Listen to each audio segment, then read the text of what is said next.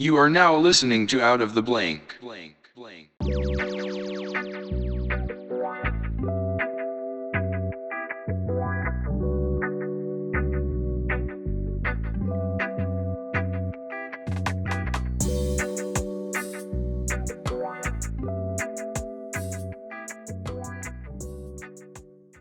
Welcome to another episode of Out of the Blank podcast. I'm here with Viv, Altair. Hello. Viv, tell me a little bit about yourself and what do you do professionally? Well, uh, for a profession, let's call it, I do astrology, some sort of a healing as well in my store where I work in London.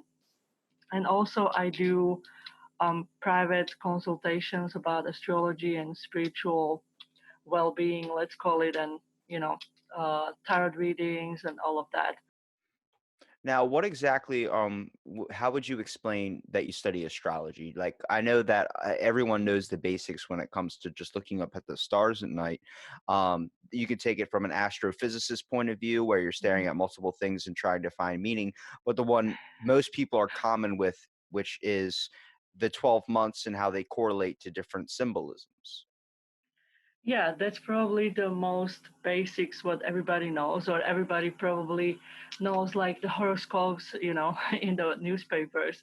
That's like the most common knowledge what people have, but it's actually much more in that. And to be honest, to actually learn that, I would say it's like lifelong journey. You will never get to the end of learning this. So that's why I actually really like it, because there's like no point of mastery. You can just only get a little bit better every day. So what I would say about that, how I would describe it is more like as above, as below. Probably a lot of people heard that before. And what I would say that it means, it's that we are a mirror of exact picture what is happening at the sky. So we have planets which are, positioning themselves, going through, making aspects with each other, and the way how it all play out. It's like a theater play, let's say, which completely mirrors how we going through our lives as an individuals and also as a collective, because we have certain planets which really shows how the collective and collective consciousness is moving through. So the way how I look at it every morning when I look at the astrology map, like what is going on, where the moon is, and everything, I see people behaving that way. And now it's not like planets influencing us, as a lot of people think that, like, oh, Pluto made me do this. It's more like it's true mirror. So whatever is happening there is happening here. And that's why when we look at astrological chart for somebody, or for a day, or for an event, or anything whatever happened, you can see what was going on as a reflection instead of influence, if that makes sense. Would you say that looking at somebody's astral sign or something is giving them better insight into who they are and being able to read people better? Definitely. It's like the point, for example, your birth chart, yeah, the moment when you were born, there is like a snapshot of the planets as they were at that present moment, which means that when you as a soul were coming here, you embodied certain planetary positions for your highest good, to express them in the way how you supposed to, or how you decided to.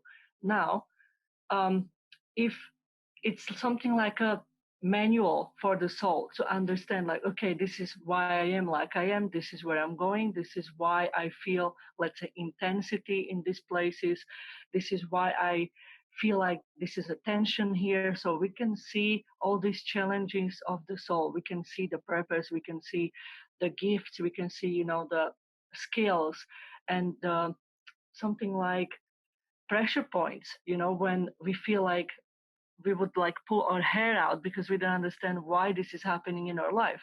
But astrology is just one of the many tools you can truly like get to know yourself. And when you know more about yourself, you can actually understand everyone else around you, because it gives you that internal insight.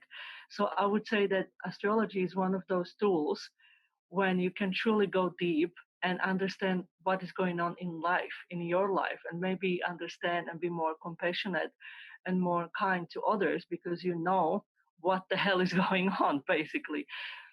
I think what has always astounded me about astrology, even though I like looking up at the stars at night and seeing kind of what's out there, I do like the fantasy aspect of it, like kind of correlate them with certain animals, such as like I'm a Capricorn being born in December, Hmm. half goat, half like mermaid fish thing. That was always like the go-to for me. I was like, well, I would always toss that out at somebody because my brother's a Sagittarius, so he would Oh, always nice. he would go, "Oh, well, I'm half man, half horse." Like, they're badass. Yes. And I'm just like, all right, well, guess what? I can swim underwater, so what's up? And That's so that's cute. that's why it's so much fun.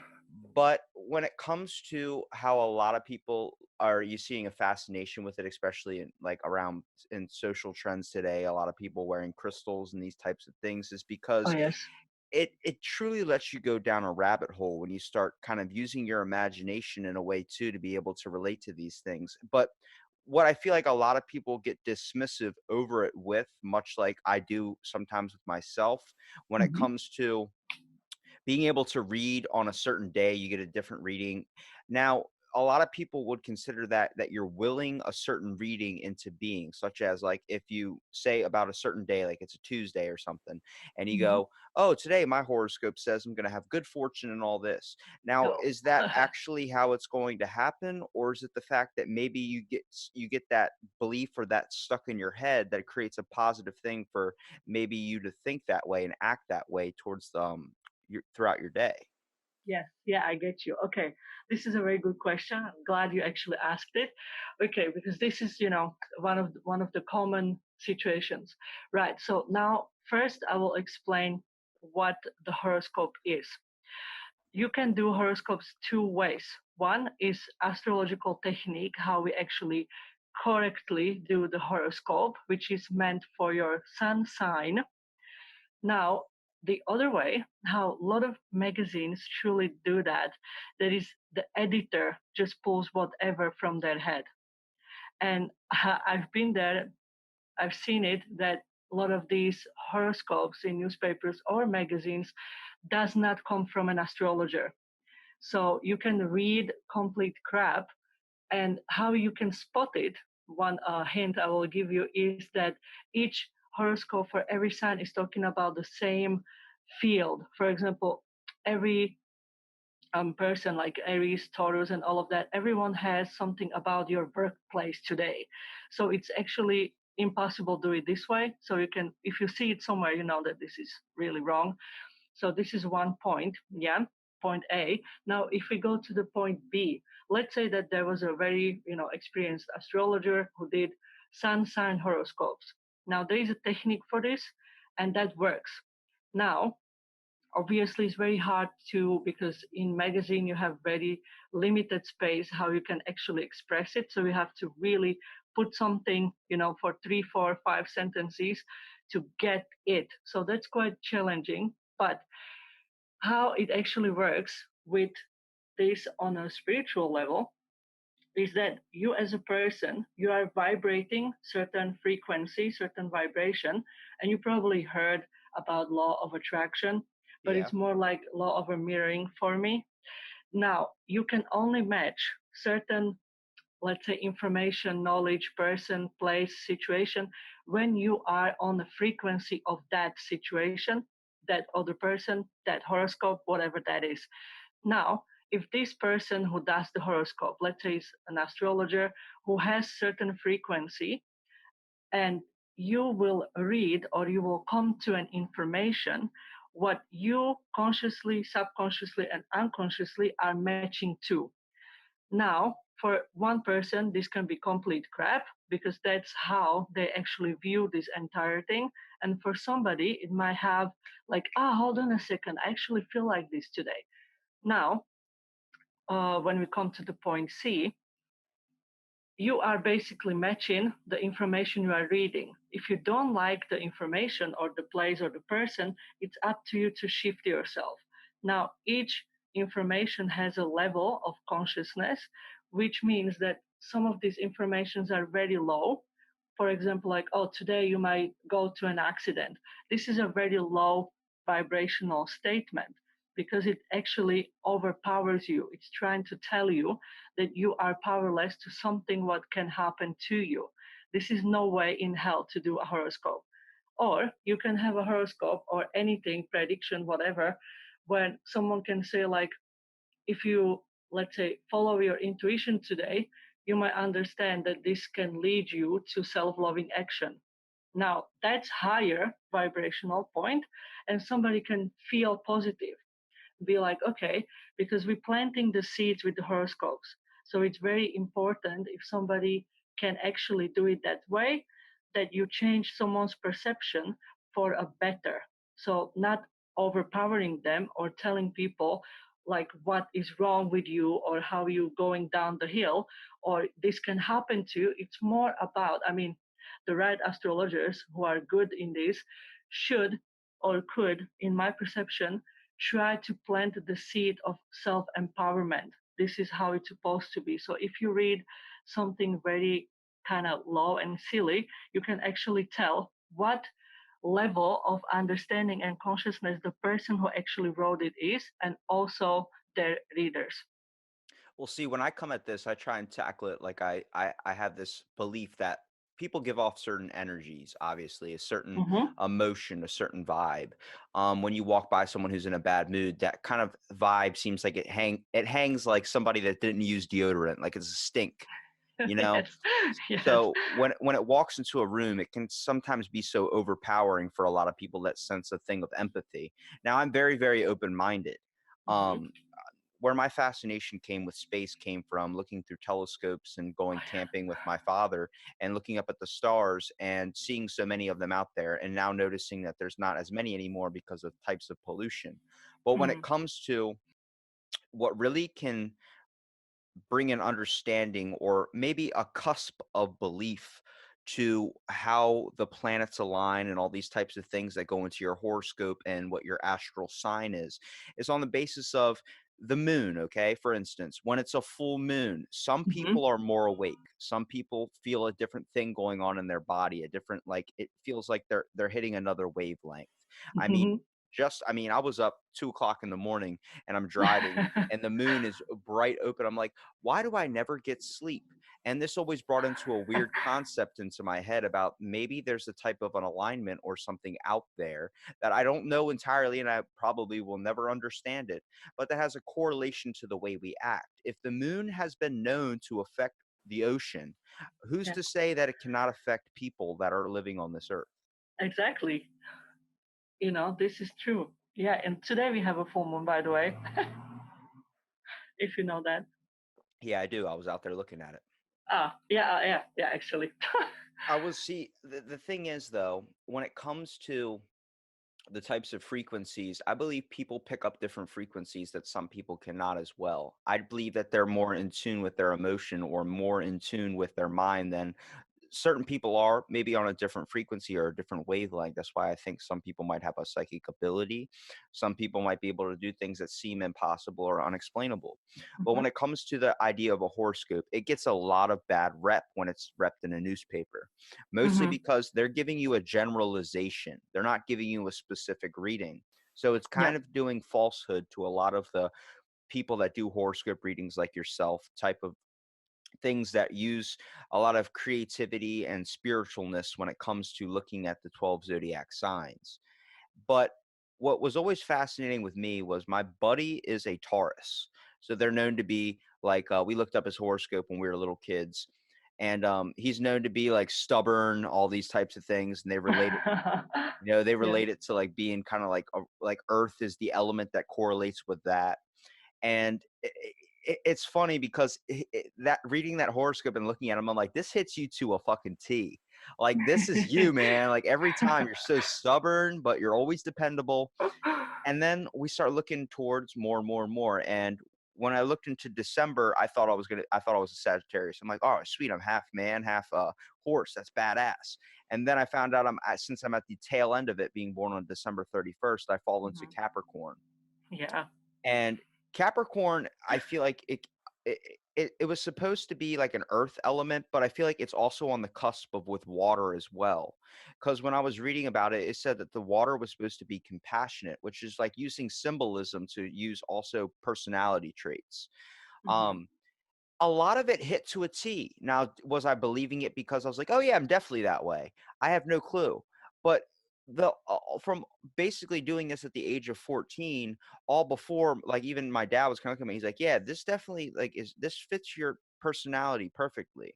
And being in touch with one's creativity, being able to be like dependable and loyal were all these features that it was telling me. And my dad's like, yeah, I mean, I know you to be like this. Now, do we believe in that? I have no clue, like I said.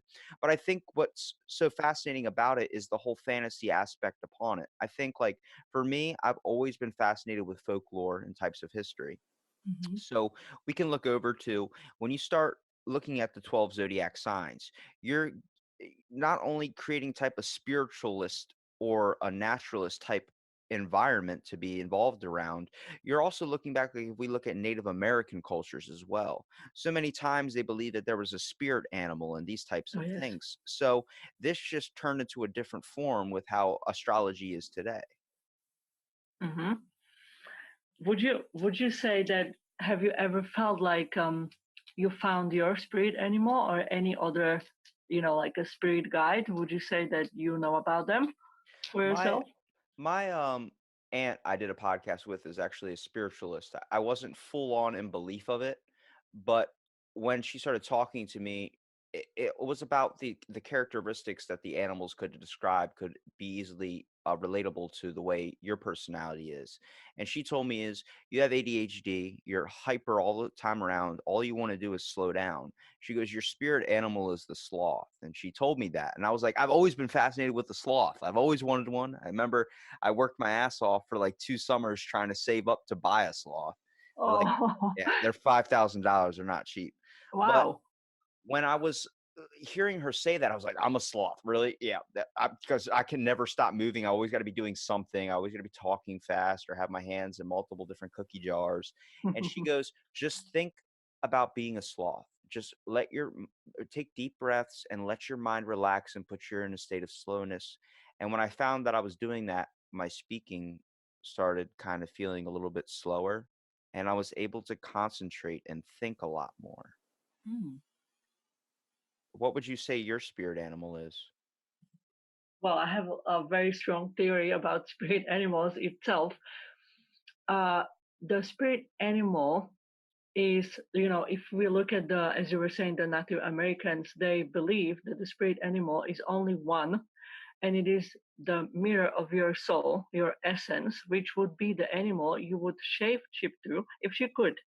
So if we think about that, many times we think that certain animal is our spirit animal, but it really depends on the depth of our self-conscious, because many times the ego and the consciousness is connected to certain animal which doesn't have to be actually the spirit animal. It might be the animal which is more like a totem animal or archetypal animal, which is something like more, let's say, comfortable for us, or it's, if we think about the mind, the subconscious and the unconscious has to be incorporated to this. It has to be integrated, and a person has to have very, very strong self knowledge to actually be able to uncover the animal which has the same, let's call it your mirror animal. So, because many times we think from ego, which means like, oh, I have a lion, that's my spirit animal because it just feels good or looks good, or it's the attribute of the animal you need at that present time. But it does not necessarily mean it is actually the one you would turn into if you would have the power.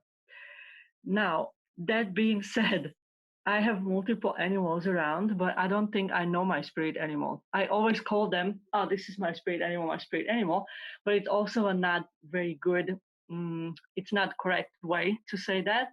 But let's say one of my animals, which is very present and which um, was the one which brought me to UK, for example, was a wolf. And here in UK, I've met so many people with connection to a wolf. So I know that there is like this beautiful spiritual tribe. And anytime I feel or meet someone, even like my bosses, or people who I worked for or working for now, has the tribes of the wolves. So I would say this is one of those, for me, very strongly appearing. And the wolf is because the wolf symbolizes loyalty, but also like I wouldn't say a pack mentality, more like a very dependent, but also cares for their own. Such as like when my aunt tried to explain it, because that was her spirit animal, she talked about like she's a go-getter, she's able to go out and like get for herself, but when it comes to her family or her pack, she gets very defensive and is like a wolf. When you get pushed into a corner, you don't push her into a corner. And that's I when you start talking like that and relating it to like that, I feel like that's a better understanding for most people. I definitely think that there's this popularity when it comes to astrology, especially with people nowadays, where I think we all enjoy that kind of aspect of it too, because it seems like a lot of stuff that comes out, there's so much scientific evidence and all those types of stuff, like someone trying to, well, show me the evidence, show me this, show me this. It's like, why can't you just believe?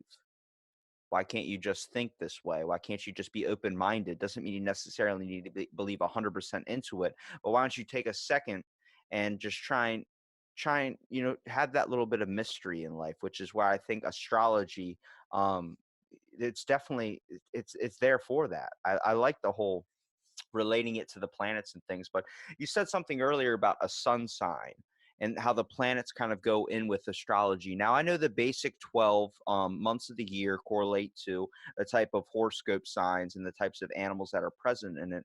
But what about the sun sign? Is there a moon sign? Yes. Okay. So let's go to this one. Right. So everyone probably knows when they were born. Actually, not everyone, to be honest. Can you believe that I actually met a lot of clients who told me that, oh, in my country, we don't know when we were born. And I was like, whoa, okay. Some people don't even, will never know. But okay, go to those people who know. So most of us, we have a knowledge that what day it was, at least. So we know that. So we all know, for example, like, that you are a Capricorn. Yeah. Now, for example, the horoscopes are made for the sun sign only. Now, the sun sign, it is not who you are. Yeah.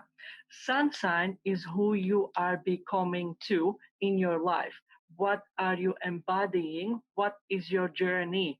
So the sun is, as you growing up as a person, as a human being, your consciousness is widen and widen, and that's how you embody your sun sign. So if somebody doesn't feel completely like, okay, I was reading some characteristic and I feel like some parts of it is me and some part of it isn't me. Yes, because you are not fully yet there, and you might be much more connected to something else in your chart, which might be a rising sign, your moon sign, or any other planetary cluster like the stelliums.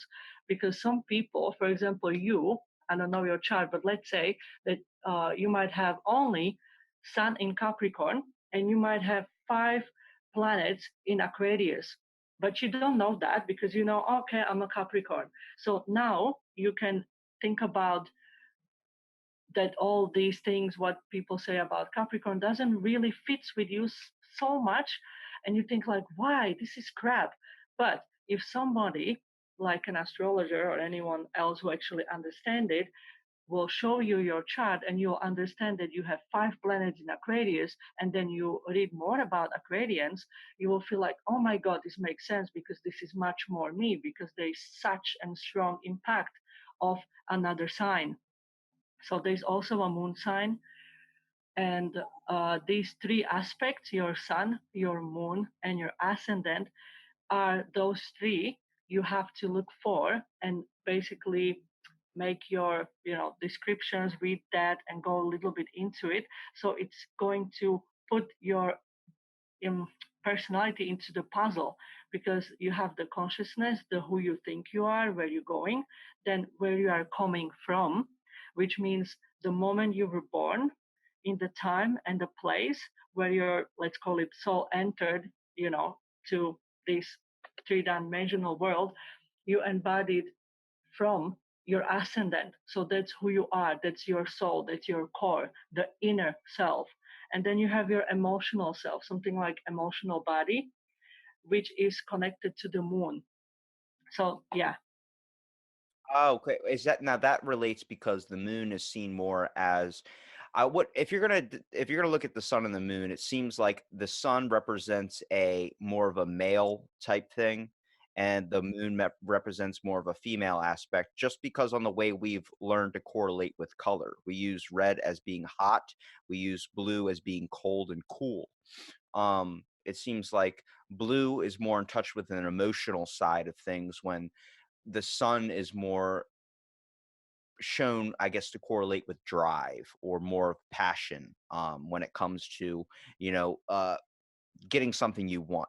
The moon is more seen about like looking into one's inner self. Is that what you're trying to say? Yes, it's basically sun and the moon are the most important luminaries in your chart. These two, it's like you have the black and the white ball in the billiard, So you have these two, which sets the motion for everything. Even if somebody doesn't want to know anything more or doesn't care or it's too overwhelming to know everything else, just know where is your moon and where is your sun, your rising sign, and you're going to be just fine, you know if you are not like super devoted to know yourself in any way. So yes, and this is more like an alchemical process of divine masculine, which is the sun, and then divine feminine, which is the moon, which is the night and the day, which is the light and the dark, which actually makes it whole. So these two parts is our consciousness and our intuitive soul.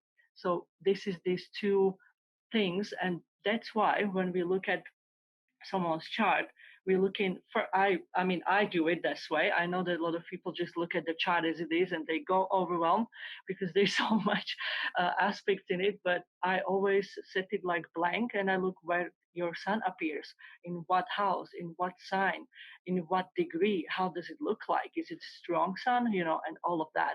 Well, with all this information, how difficult is it for you to be able to point out with an accurate reading?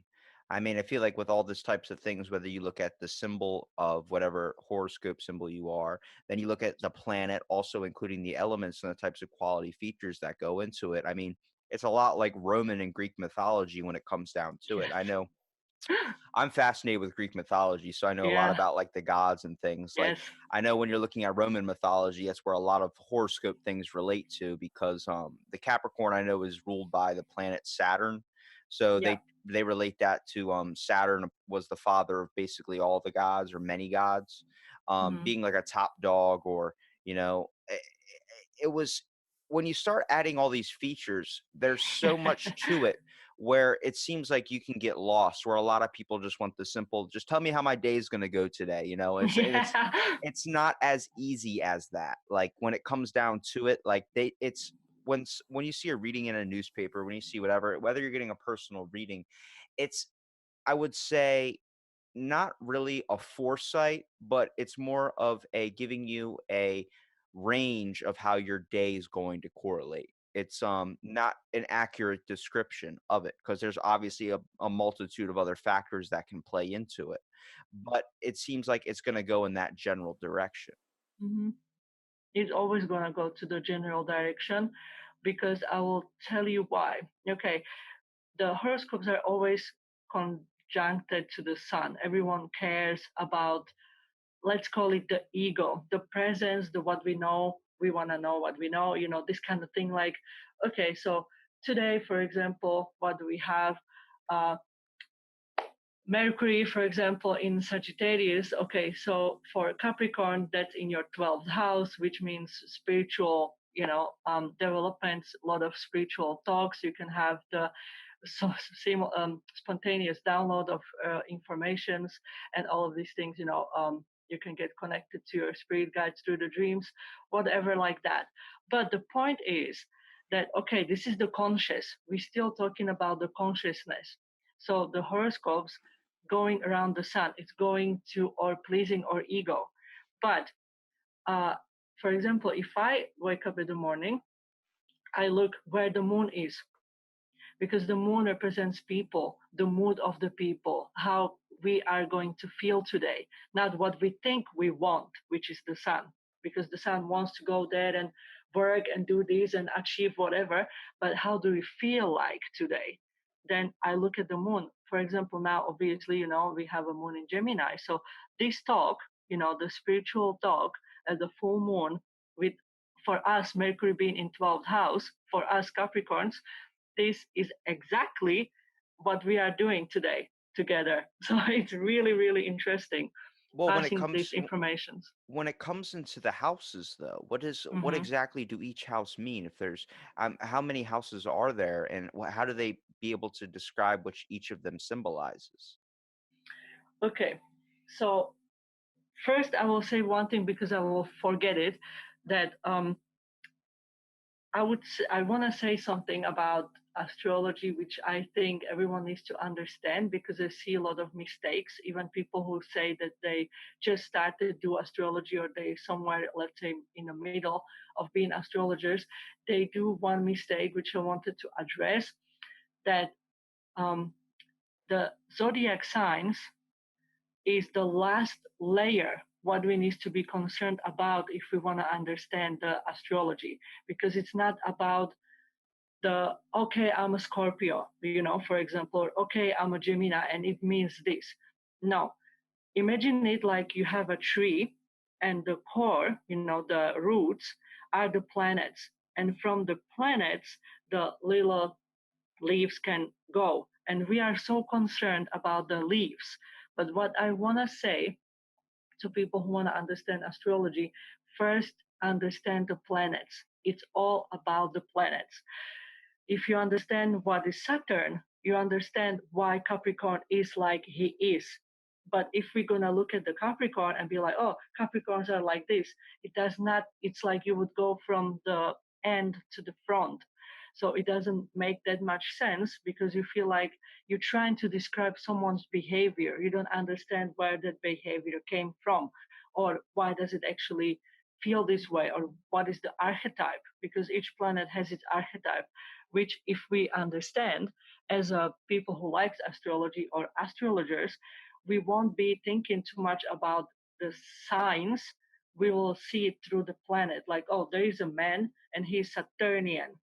So we understand that, and that gives you much more knowledge and much more, I would say, the reflection for that person. And then when you know the person, you see the reflection of the Saturn. It's not about being Capricorn. Yeah, if that makes sense. Well, knowing the person, like how does that affect your readings as well? Like you're giving readings to people that you have never came in contact with, and you're just going off a general kind of basis. But how do you are you able to pick up a reading? Like when I think of somebody that's giving a reading for the day or setting up their mind place to it, what is your process and steps of understanding that? Do you set yourself up like I know my aunt being a spiritualist, she'll light candles, put four elements around her, such as earth, fire, water, or just use colors or something, and then tries to find a form of meditation or an inner self thing.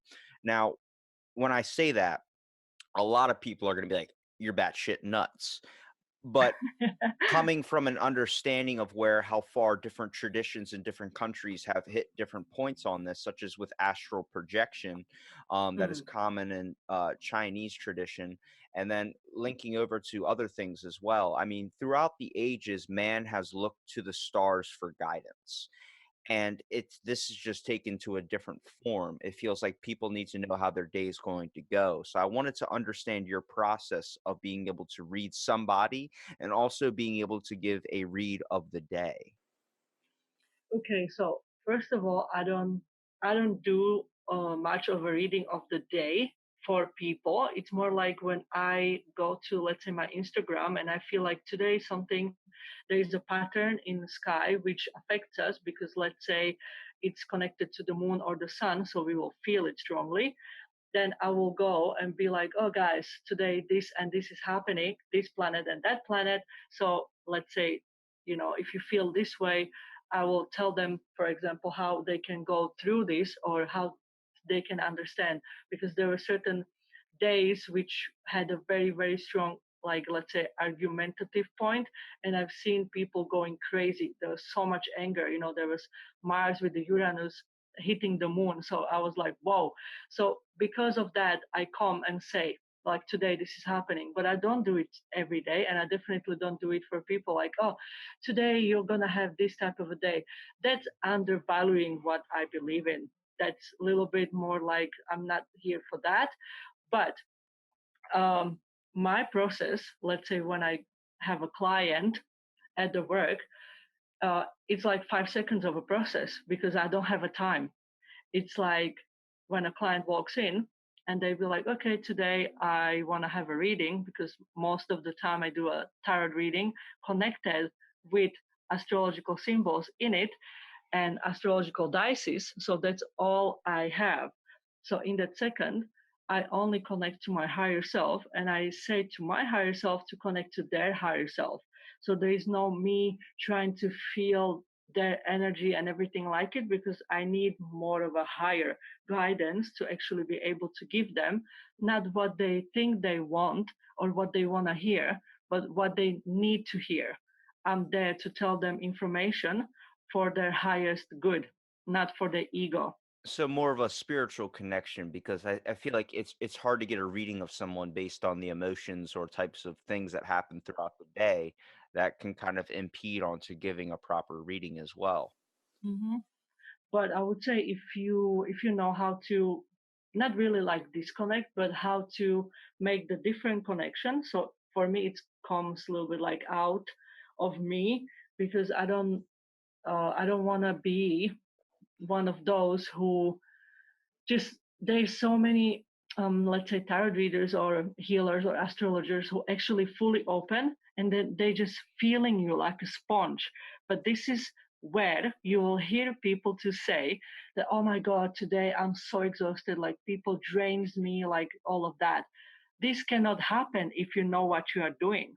So there's me when I come home from work, from, let's say, I don't know how many customers a day or client a day, I feel even more energized, because there's no way how this person can take my energy. And I'm thinking like, how these people actually do that. So for me, my higher self does everything. I don't have to be like, okay, now I need protective shield, I need 3 crystals here, I need whatever. I don't need any of that. I don't need any. I just say to my higher self to connect to them, and there we go. And when I do astrology, that's a little bit different, because I truly love it so much that I feel like my entire being just, like, if I could breathe, I would breathe planets. It's just like wow. But the way how I do it, let's say if I have someone's chart and I have a time for it, I will look at it and start, appearing with one planet after the planet, and it shows me the picture. Sometimes I draw it by my hand, because I'm looking at it. So I do the circle and I do like, okay, so what is your soul? Where do you enter? So it's the ascendant. Okay, what do we have? Scorpio. Wow, that's a very strong, intense coming out. That's you feeling so much in life. You can detect everyone else energy. It's a detector lie of the lies. You can't lie to Scorpio, like, don't you dare. And then you go to the houses, the first house, and then you go to the second. Yeah. So if someone is, let's say, the first house is Scorpio, so the second is Sagittarius. Now you were asking me before, so I didn't forget about the The meaning of the houses. houses, Yes, yeah. so I can actually put this together now. So the first one is your soul, is the way how you look at life, your internal perspective about everything around you, the way how you come out as a person, the way how you behave your entire life. Also, the way how you are trying to approach things, how you react, it's your feedback to life. Let's say, It's kind of the yeah. one you've gained along the way. Like with psychology, I took a hmm few classes in that because I'm oh really yeah, interested in it. I of found that with course. psychology, a lot of what makes up what a person is or the way they act today is based on something that they've experienced in their past or in type of Yeah. environmental influences. Yeah, exactly. So the first house is basically your childhood, the way how you were when you were the little kid. So if there is, let's say, a very strong planet like a Pluto, you can tell that this was a very intense, perhaps depends how it's aspected, difficult childhood. But it doesn't have to be only difficult. It might be very mysterious, like this kid could have so much, of internal things going on, but on the surface, you didn't know what's going on because Scorpio doesn't allow you to know who they are and how they feel as long as they don't trust you fully with their lives. So you won't know with the Scorpio as long as they don't want you to know. Yeah. So that's the first house. Then if I look next, I will see like, okay, Sagittarius in the second house. So for this person, the second house is your values, something what you would spend your money on, something what you see as worthy, worthy to have, worthy to know, worthy to pay for. And if you have planets there, for example, then through that planet is your something like an asset, how you can generate income. So I know that if there is a Sagittarius in the second house, I know that this person will really value their knowledge, the wisdom, the let's say looking at someone who has a wisdom as a teacher and being like, okay, I value this person, put there on the highest point. And if they will meet someone who is, let's call it a little bit dumb, bitch, or like silly, or like, yeah, I don't know what I believe in, they're gonna be like, whoa, okay, yeah, that's not what I value. With so many things that can change, like environmental influences and types of values can change as well depending on your age and the types of scenarios that do kind of come into play. How does that affect the second house at all? I feel like depending on where you grow up, you're going to get a different value, a different place depending on what your family prioritizes as well. Yeah, I know where you're going to. And I would say that, okay, it's not like I disagree, but there is a partially I disagree because, yes, we have certain, how I would call it, influences around what we believe and what we could believe. But there are certain points, let's say in certain signs, for example, like Sagittarius, there you might be coming from a family, let's say, who is very religious. Now, your second house might be, let's say, empty in Sagittarius. Now, Sagittarius also, because we're looking at the Jupiter and Sagittarius correlates to religion. It's a belief system. So if you're still coming from a, let's say, family who has whatever religion, doesn't matter what it is, you will probably highly value it anyway. But as you grow, depends also where is your Jupiter, where is your Mercury, and where is your Moon and Sun, but specifically Jupiter and Mercury, because that's your thoughts, your beliefs, and how you are able to actually question what you believe in. Because Sagittarius is one of those signs who actually wants to question you and understand why you believe in what you believe in. So, for example, yes, you might have a family who is forcing you to certain beliefs, but depending on you, if you take it on or you don't take it on, or somewhere in let's say in your 30s or whenever, you can question yourself like, okay, I've been believing into this forever, and I'm thinking maybe I took that belief, maybe it's not what I believe in. So according to Oh, wait. that, So you're yeah, saying like more of like an adopted belief. It seems like there's a yeah, primary core value that's impeded from your second house, is what I'm understanding. And when your family or stuff, or when your values tend to change as you grow, you're yeah, never losing the true original values. yes, You're just exactly. adopting new ones. Yeah, because we are multi-layered, our mind develops, and of course the way we can be, let's say, let's call it programmed or traumatized or whatever from our childhood in any ways, but after, in astrology is around your 28 and 29 years old, when you have your moon return, you are becoming emotionally and mentally responsible for what you believe in. So you start questioning your life and thinking like who I am with, like, outside of my family, outside what I know.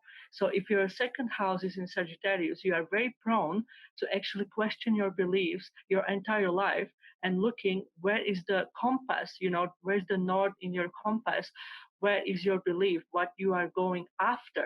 If you look at Sagittarius symbol, as you said, half man, half horse, sorry, then is the archer. and he has the arrow pointing to the sun. So that means always looking for a higher meaning of the life and belief and the movement. So this person, no matter what you're gonna tell him or tell her, there will be a day when they're gonna be thinking, is this what I truly want to believe in or not? And if somebody talks to them in a very higher, let's say, very wise way, like this wise person, they will tend to look at that person as the one for information or for the guidance.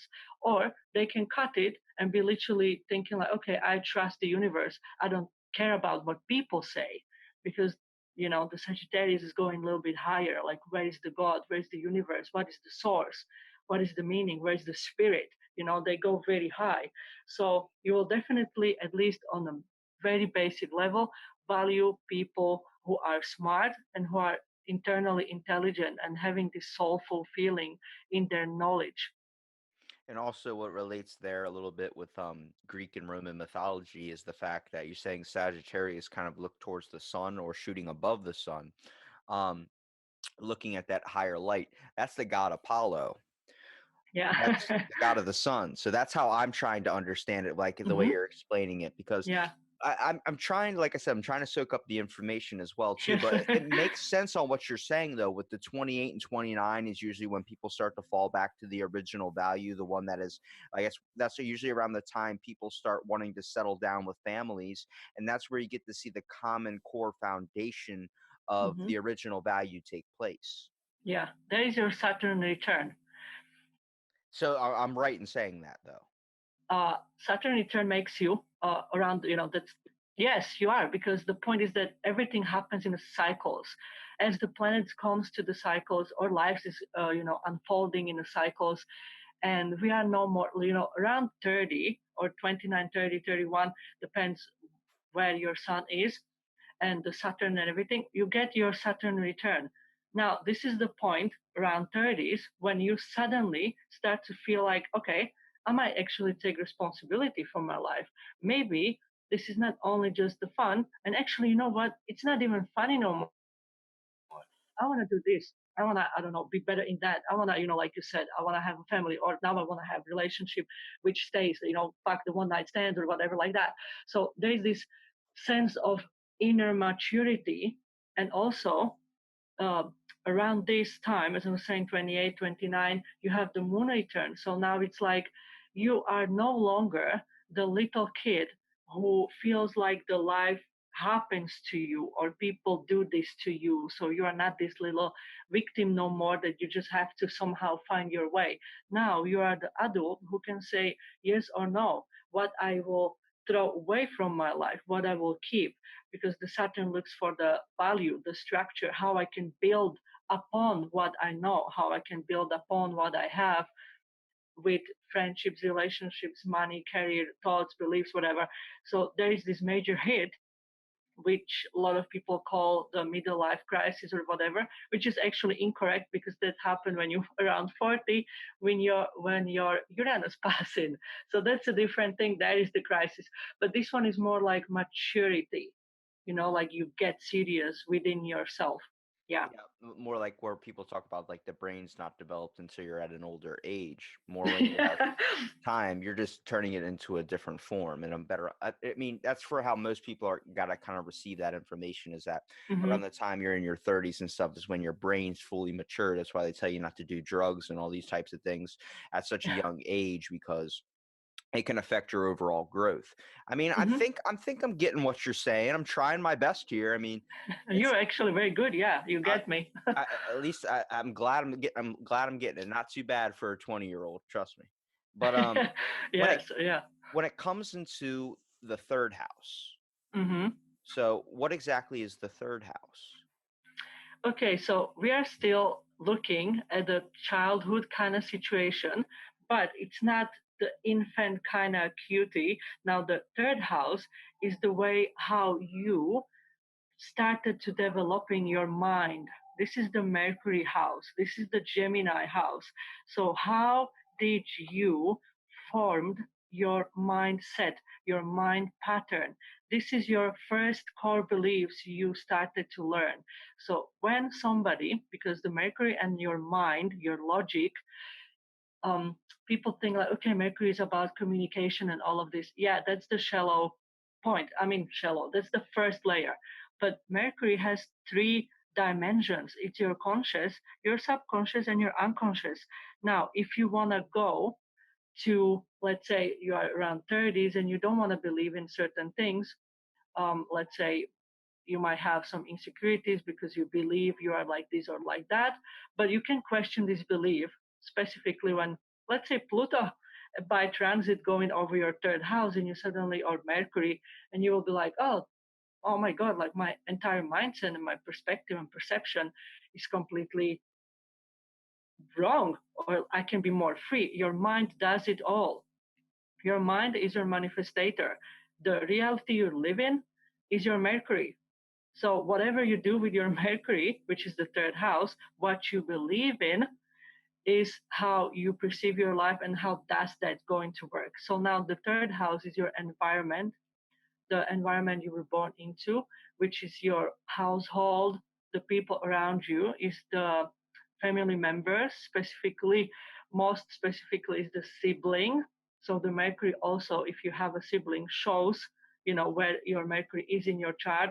I have a friend, his Mercury is in 12th house, which is like the Pisces house, and his brother actually went to a different country, so your brother is somehow like the connection is lost over the sea, it's very beautiful. But back to this point, so it's the environment, the immediate environment, but also the way how you started to structuring your mind. It's also your neighborhood, is everything around you, and it's the short journeys, also your speech, your writing skills. If somebody has a very strong third house, for example, with Venus and Mercury, this person can be very good in writing fantasy books or poetry, musician, like you are very good with words, So, very good. so like Yes. Mercury could be the third house would be a better form of communication. Yes, and for example, if you have very bad Mercury there, or you don't have to have it there, I don't mean bad, it's more like hardly aspected, or you can have a Saturn in your third house, which might be that when you were a child in the school, it also rules the school, like primary schools. So if we look at that, you could have the problem to speak, or you had a delayed speech, or you could be dyslexic. There is so much things we're looking at for the third house. So usually your MC, which is your IC, is usually either third house, second house, fourth house.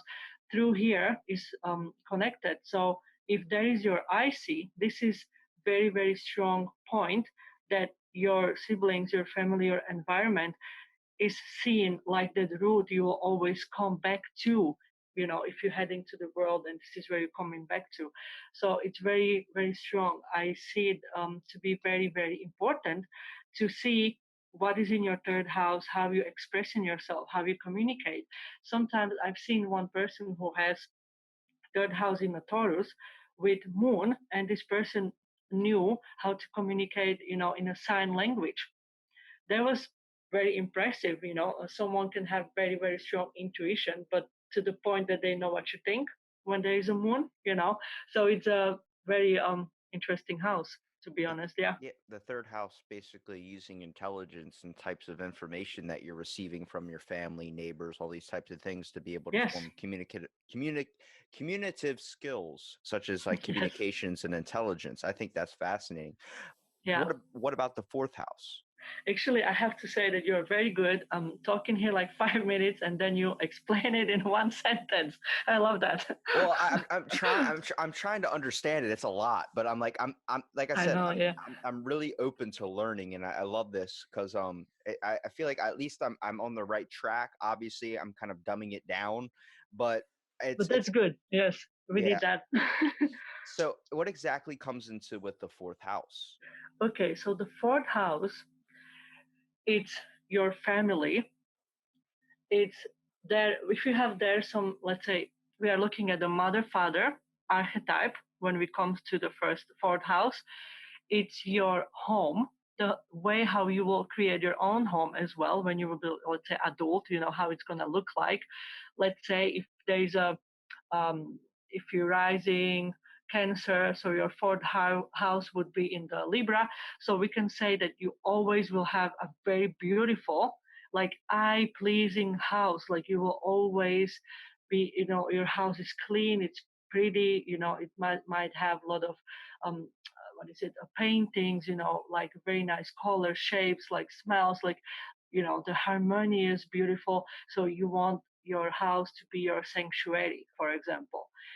And also this is the home, when you're a child, we're looking for how the parents affect you, how does that feel, where you're coming from, what are your roots. And we also see here your ancestors. So we're going to the roots and the roots and the roots. So the family line, where did you come from, what is the desire of the family line. If there is a, let's say, the Libra, as I would say, your family line, the roots, you are all about the love, the connection, the adjustment, the relationships. If or to have a good relationship for someone with the fourth house in Libra is something what is essential to feel good at your home and your environment, is who you are when nobody is looking. The way how you dance in your room in the PGs, like you don't care about out there and someone else. It's your home, it's your private zone. Yeah, a lot of people correlate with the home as being a inner reflection onto oneself as well. Types of house that you live in might not be descriptive onto what your personality or what your wants and hopes and accomplishments are, but what more of the inside of the home directly correlates to how a person or a reading of a person that you can get, Mm-hmm. such as things that they value. If a person has pictures of their family all over the wall, they obviously are showing or giving you an kind of impression that they are family bearing, they care about their family, they hold that Mm-hmm. over one of their most common values, their most prioritial values. And then we look at things such as when it comes to books being a sign of intelligence, being a sign of comfortability around knowledge. um, Mm-hmm. this is around the fourth house, I'm guessing, would be Yes. around the time you start laying down your roots as a person, trying to settle down a little bit. Yes, and also it shows, let's say, if you're moving a lot, that you can be moving to place which is actually under a Venus.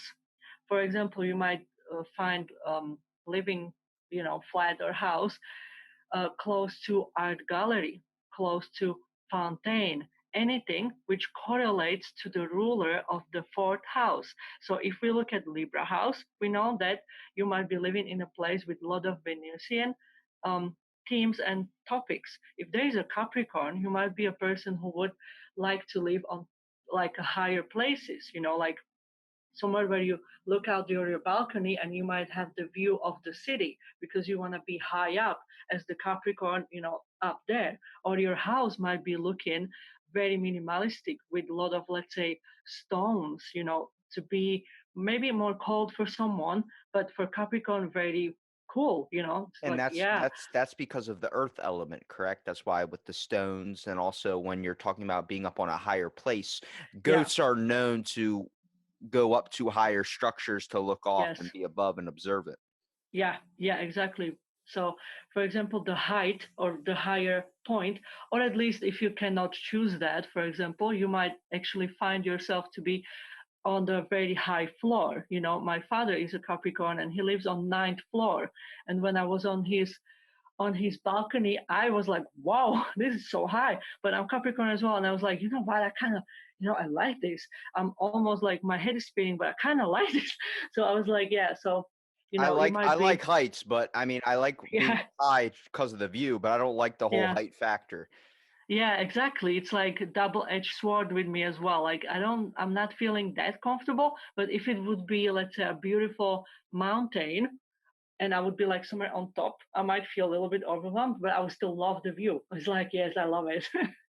So a lot of what plays into the fourth house comes a lot from, I guess, your family history, what they valued more, and then also kind of the way that your culture was as well, bringing that into own qualities. Because I think when you look at a home is a sacred place.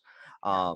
Depending mostly because when you let somebody into your house, you're letting them into a piece of you. You're letting them see Yes. your inside, the way you live, the way you act, the types of things that you are, and it shows an inner reflection onto one's inner self, I would say. Exactly. Yes. So if there is a cancer, for example, they might not really bring you to their house because they feel it like it's that private. It's like you would try to fit into a cancer shell. It's like, oh, tell me, show me how you live. If they're not really comfortable or don't feel like they can fully trust you to actually share space with you, you won't be invited to their house for sure. Now, when it comes into the fifth house, Yeah, also, just one more thing that the fourth house also shows your retirement place. your retirement place, Yeah. how So so? if it's like the way how you came, your family when you were a kid, your household, then the way how you have your house when you are adult. And let's say if you are old, it's going to show the way how you're going to end up. So let's say if someone goes to retirement home, then you will see how that reflects that. Or if you are in your own house, for example, people who stay within their households like forever, they will never sell the house, they will stay there till death, could be the cancer point. If there is, let's say, something else, you might be setting yourself up for, like, let's say, beautiful place, like you might end up on or retiring yourself somewhere in an island. If there's like a Pisces, you might be like, you know what, actually, bye bye my country, my last years I'm gonna sit here under this palm tree, and I don't care about anything, I have enough money, this kind of a thing, like how you will want to at least end your retirement years. Kind of like coming full circle, like we talk about the cycles that the moon goes Yes. through and the Yeah. cycles that people go through. This is around the time you're rounding about to the original place, a place where you first started. Hmm. Exactly. Just on your really own terms. So what exactly about the fifth house? After we've kind of, it seems like at the fourth house, we've already come full circle. So what else is there to go around to? A lot. Yeah. So okay. So your life has more sets. So there's a fifth house is one of my favorite houses. I know I shouldn't have a favorite, but the personal favorite is the fifth house. Maybe because I have strong planets there. But anyway, fifth house is the fun house. You know, that's the things we want to do for fun. That's where we create things. This is how um, we will show ourselves who we are, the creative way, or self-expression. Now there is also romance, intimacy, kind of sexuality. We have Well, there, that's like, that's all creation as this. well. Yes, exactly. There is also children and also artistry. So there is all of these things. Also, the I wouldn't say downfall, but the other side is also where we can get. Let's say there is a gambling as well. You can have a look at that, but it's also a place for fun, like concerts, events. Something like theater. Those kind of things. So if someone has a very strong planet there, for example, Venus, you will definitely love all art. You will love the music. You will be probably expressing yourself through the Venus, which means you might be fashion designer, whatever. So you're like, oh my God. So what planets you have in the fifth house is your go-to expression, how you put that essence out of yourself, all that emotionality. If you have a Neptune there, you are probably very good filmmaker, musician, or a photographer. You might be a very good in capturing the moment with your camera. So there's so much of that, and also it shows your relationship with kids, if you have any, because there is like this children as well. The best way to sum that up would be when you decide to buy a home after the fourth house and you've already kind of set your roots into the ground, you've done everything, and you're ready for something else. When you move on to the fifth house, if you're Yeah. not going to decide to have children or something that does involve creativity, usually somebody picks up a hobby around this time, Yes. such Yes. as Exactly. painting works of art, doing wood shop, Yeah, or going into another thing that we all consider a hobby, is just another creative aspect because it seems like yes, we're looking for something else. exactly. That's very great way how to put it, you know. So yeah, I'm this is the trying. fun. I'm trying. Yeah, you're doing good. Yeah, so Capricorn, how could I expect any less? So So when it yeah. comes to the sixth house, Hmm. so what exactly does the sixth house represent? Is that more of raising or structural Yeah, we value? come to the structure because this house is naturally under Virgo. So this is our health house or physical body house. How do we functioning every single day, you know, the daily routine, the mundane, the everyday kind of life, the structure. Now, this is one of the part of it. So depends what is your house in, what is going on there. Let's say any planet there can show you how to, let's say you can be um, using what planet you can use to heal yourself. For example, if there is, if you are sick or, you know, anything like that, or if your body um, have some problem, like how you will tend to react, you know. So this is, yeah. And a lot of this probably comes from the house of health, mostly because around this time you've already kind of started the creative way of having kids. So a lot of that's where a lot of health things kind of start coming into play into someone's mind. Also, the fact that you're probably at maybe around your 40s, maybe you're 35 or something around this time, and you're starting to deal with a lot of daily dealings, I guess you would say, of you've already lived a life, so you know so much now, and you know about like personal self-image, all these types of things that you start to worry about, like, oh, has this happened? Has this happened? Oh, do I look like this? Oh, what am I going to wear? Those are the types of things your mind starts going towards as well. Yeah, yeah, I know what you mean. Yeah, of course, like each house or all these houses are present all the time, and they're not like set by timing. It's more about looking everything is basically all together. You know, when you were born, you also already had the sixth house, seventh house, and everything. But as you grow, then they somehow like come to play because you don't have, let's say, too much consciousness about them when you are a kid. You know, you are not thinking when you are 2 years old about your health. Is the mom who is taking care of that? You know, if you're healthy. I used to run around in a Spider-Man outfit when I was a kid. I wouldn't do that today because I have a lot more, I guess, consciousness when it comes to what I'm wearing. But you could do that at home, you Yeah, true. know. With the Which, door locked, the comfortability of my room, yes. yeah, the Ford house. It's like, yeah, this is me. But with your nice Capricorn cup, you can be anything you want, you know. So yeah, so back to the sixth house. Also, it some people say I'm not sure about that because I didn't adopt this yet in my mind. uh, uh, that it's supposed to be like your somehow like your open enemies. Sometimes they say to the seventh house, like, oh, your open enemies, but I have a very different approach to seventh house about that. So I will just mention it that there are people who say that there's like, okay, open enemies, but in my mind it's like what the hell that is, you know, who cares about that, what enemies? So I don't really go to that because the inner enemy is the outside enemy. That's all I see. The I think when it comes to a lot of people, when it comes to the types of enemies or types of things that can affect your health, I think they're coming from a mental health aspect of it as well.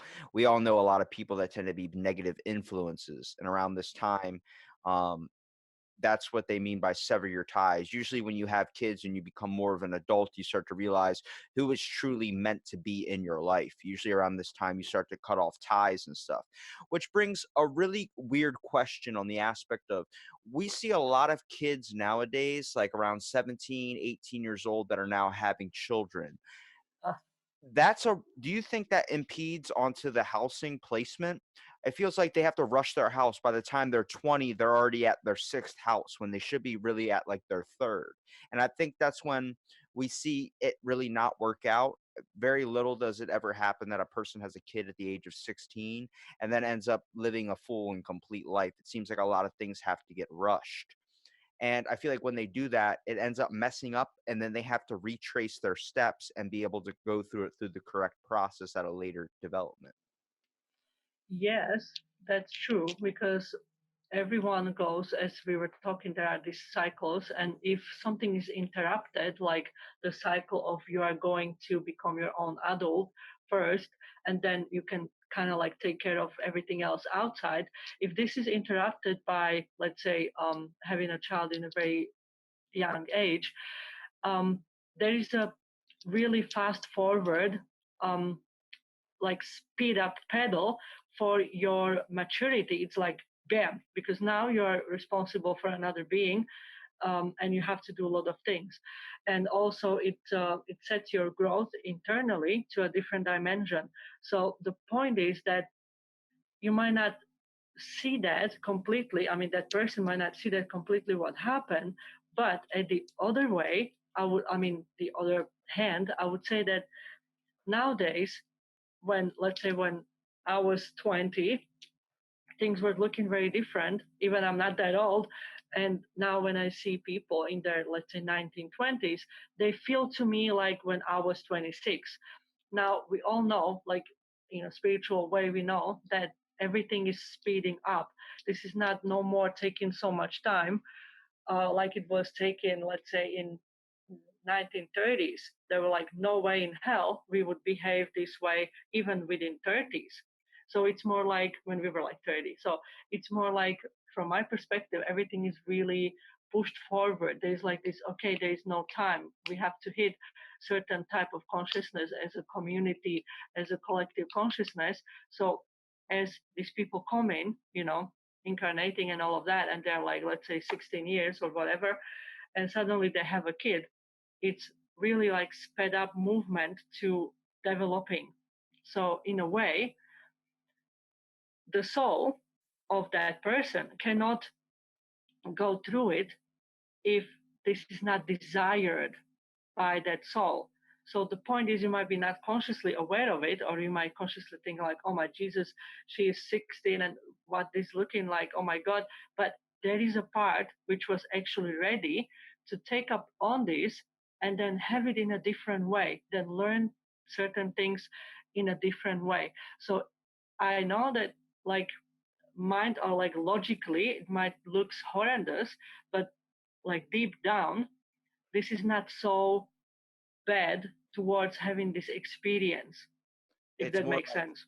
it's more like kind of like a side like you're getting sidetracked. It seems like you run your transformation stage at an earlier age where it shouldn't have came yet, but you usually get right back on track later in life. Yeah, and also when people think about it, like, okay, things should look, should look certain way and in certain time and certain age. This does not apply for everyone, and specifically not for the younger people, because each generation is already more forward. And They more always uniquely different as well. and they're different. And for example, there are people who I met, and I was like, I thought like, oh my God, I'm old or whatever.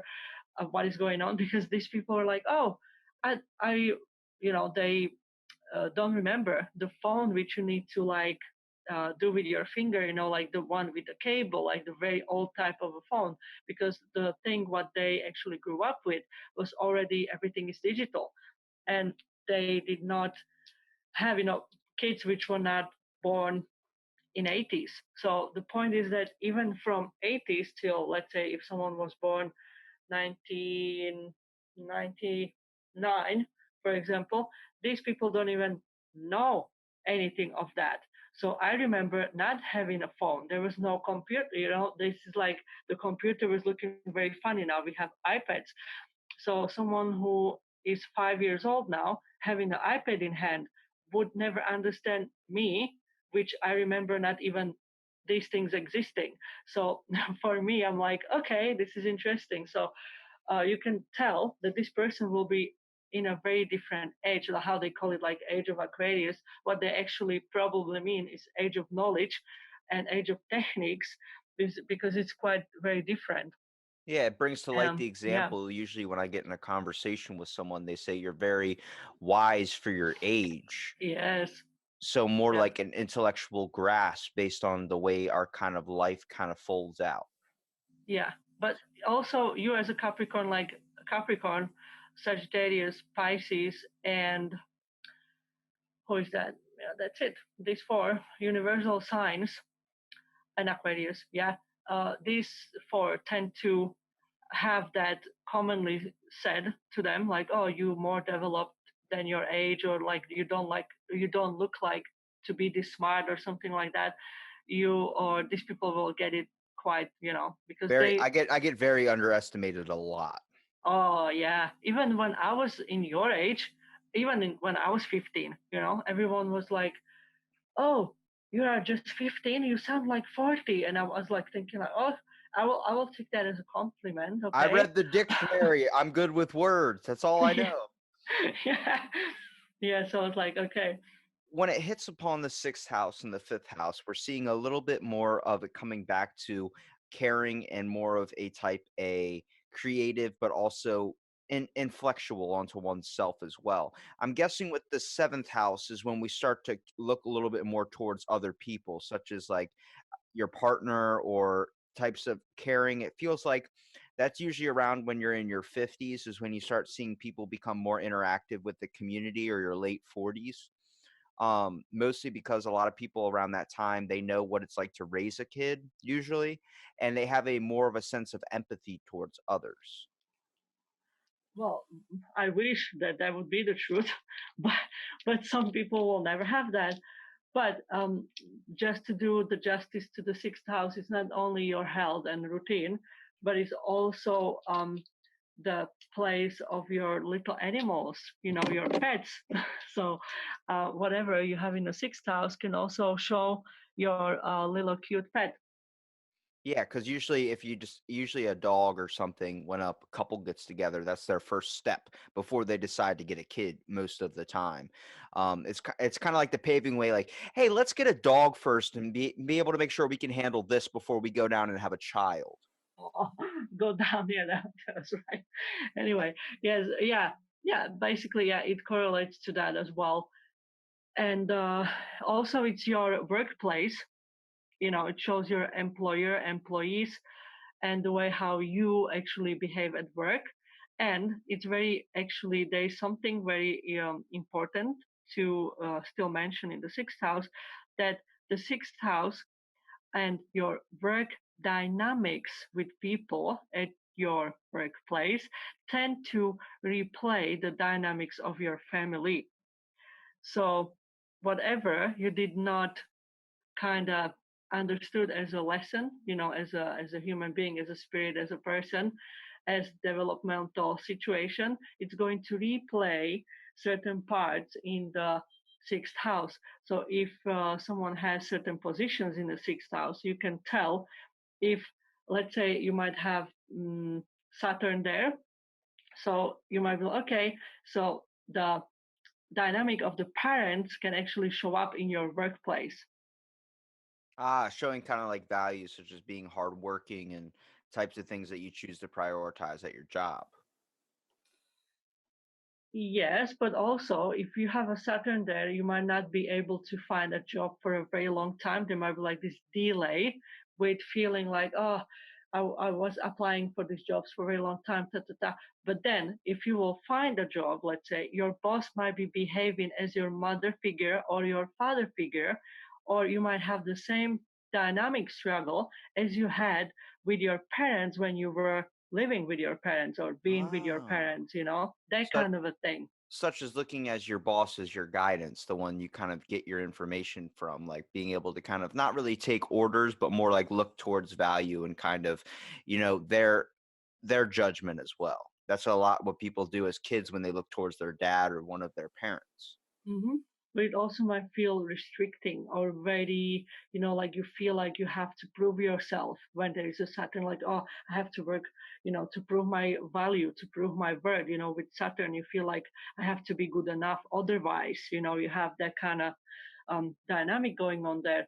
And depends if the Saturn is, let's say, challengingly aspected, you might have a lot of, let's say, issues to really make good steps. You might be like very self-restricted, or being always said or told by your boss that you don't do things good enough, like, oh, this is not good enough, redo it, do it again, do it better, these kind of things.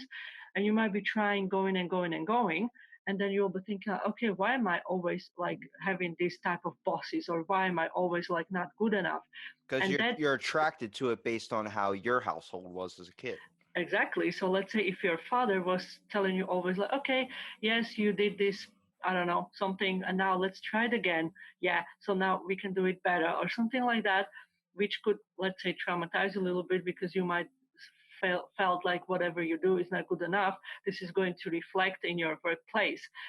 Uh, Predominantly if that's something which you need to work through. So this is like it's going to hit you on a daily basis, so you cannot like escape from it, because you can escape from the home, you can go away, you can go, uh, move out, whatever, or cut your parents, but then when you are at the work, nah, you're trapped, Yeah, a little because bit. you fall into the comfortability that you've known as a kid as well.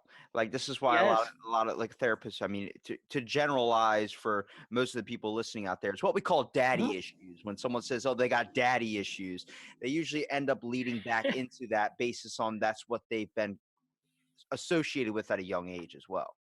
Yes, yeah, this is very common. And if it does not reflect at your work, let's say you're good enough to slip away from that, it will reflect in your relationship. Bam, straight on the head. So, how does this lead into the seventh house? Yeah, seventh house is our relationships, but not it's oh yeah, sure. So it's not about like just a romantic relationship, because the fifth house is more like this love affair, this like short-term relationships, that kind of fun stuff. But when we looking at the long-term friendships, long-term relationships, long-term collaborations, like partnerships, let's say in a firm, that you have a partner who owns the half of your business, for example. This is all showed in the seventh house. Also, it shows your marriage desire, your first and foremost attraction, and also your dislikes, your the opposite, the let's say frustration, the things you don't like. Now, Yeah, well, this is when it comes to a relationship, you're like a puzzle piece. You're looking for your other half. You're looking for that thing that will complete and make you whole. And when it comes into that, you're going to have obviously the benefit of it. You're going to deal with the marriage, the love, all these types of things. But then throughout development and understanding and kind of being surrounded by another individual, it leads into other things as well, such as the negative side when it comes into like divorce or separation. mhm, yes, yes, also. And basically, from the first house to the till the sixth house, we are dealing with our inner things, like me, what I value, how do I talk to, how do I communicate, how I feel, like how I express myself, how I work. And then this is all about like me, like your internal thing. And then when it comes to seventh house, this is the first house when we coming out of ourselves, looking towards the other. So this is my very favorite house, also the seventh house. So it's straight opposite the first house. We call it axis of a ascendant and descendant. So your ascendant, your rising sign, is always opposition to the descendant. Now, this descendant here, it's very important what house is it, I mean what sign it is, what planet you have there, because the way how the seventh house looks like, this is your entire relationships from you're a kid till you die. This is all you versus the other, and the dynamic it's playing out there. Now this is also the marriage partner, as you were saying, so we can see that, but depends, because for a man we're looking for more things, like we're also looking for the Venus and the moon and how that goes together. And with the woman, we are looking at the Mars and Jupiter as well as the seventh house. So we see like what type of man, what type of husband, and all of these things. and whatever planets are in your seventh house, this is what you truly need in relationship. That's the priority for you. Now, when we look at the little bit of a psychological or spiritual both basically ways, the first house is you, and now what you see the most um, clearly is everything which is opposing you. Even if you stand in the room and you look straight forward, you see what is opposite. If you have to look, on to the side, you have to put some effort. So the easiest way is the self-reflection in the other. So through this axis, we get to know ourselves, who we are, because we are reflected into the others. Now, uh, when we are children, anything which is undesirable, uncomfortable, unacceptable within our childhood, within our family basis, we disown, we throw away, we suppress, and those things comes out through the seventh house, through the reflection of the partner or someone long-term friendship where these things start to come out. So the ascendant and descendant is ultimately integration of who we are and who we think we are not. Because if we can fall in love with something we think we are not, we actually integrating that suppressed part of ourselves. The seventh house is very psychological, and the entire axis, the ascendant and descendant, is one because we have a cross of life, which is the ascendant descendant, the ICMC.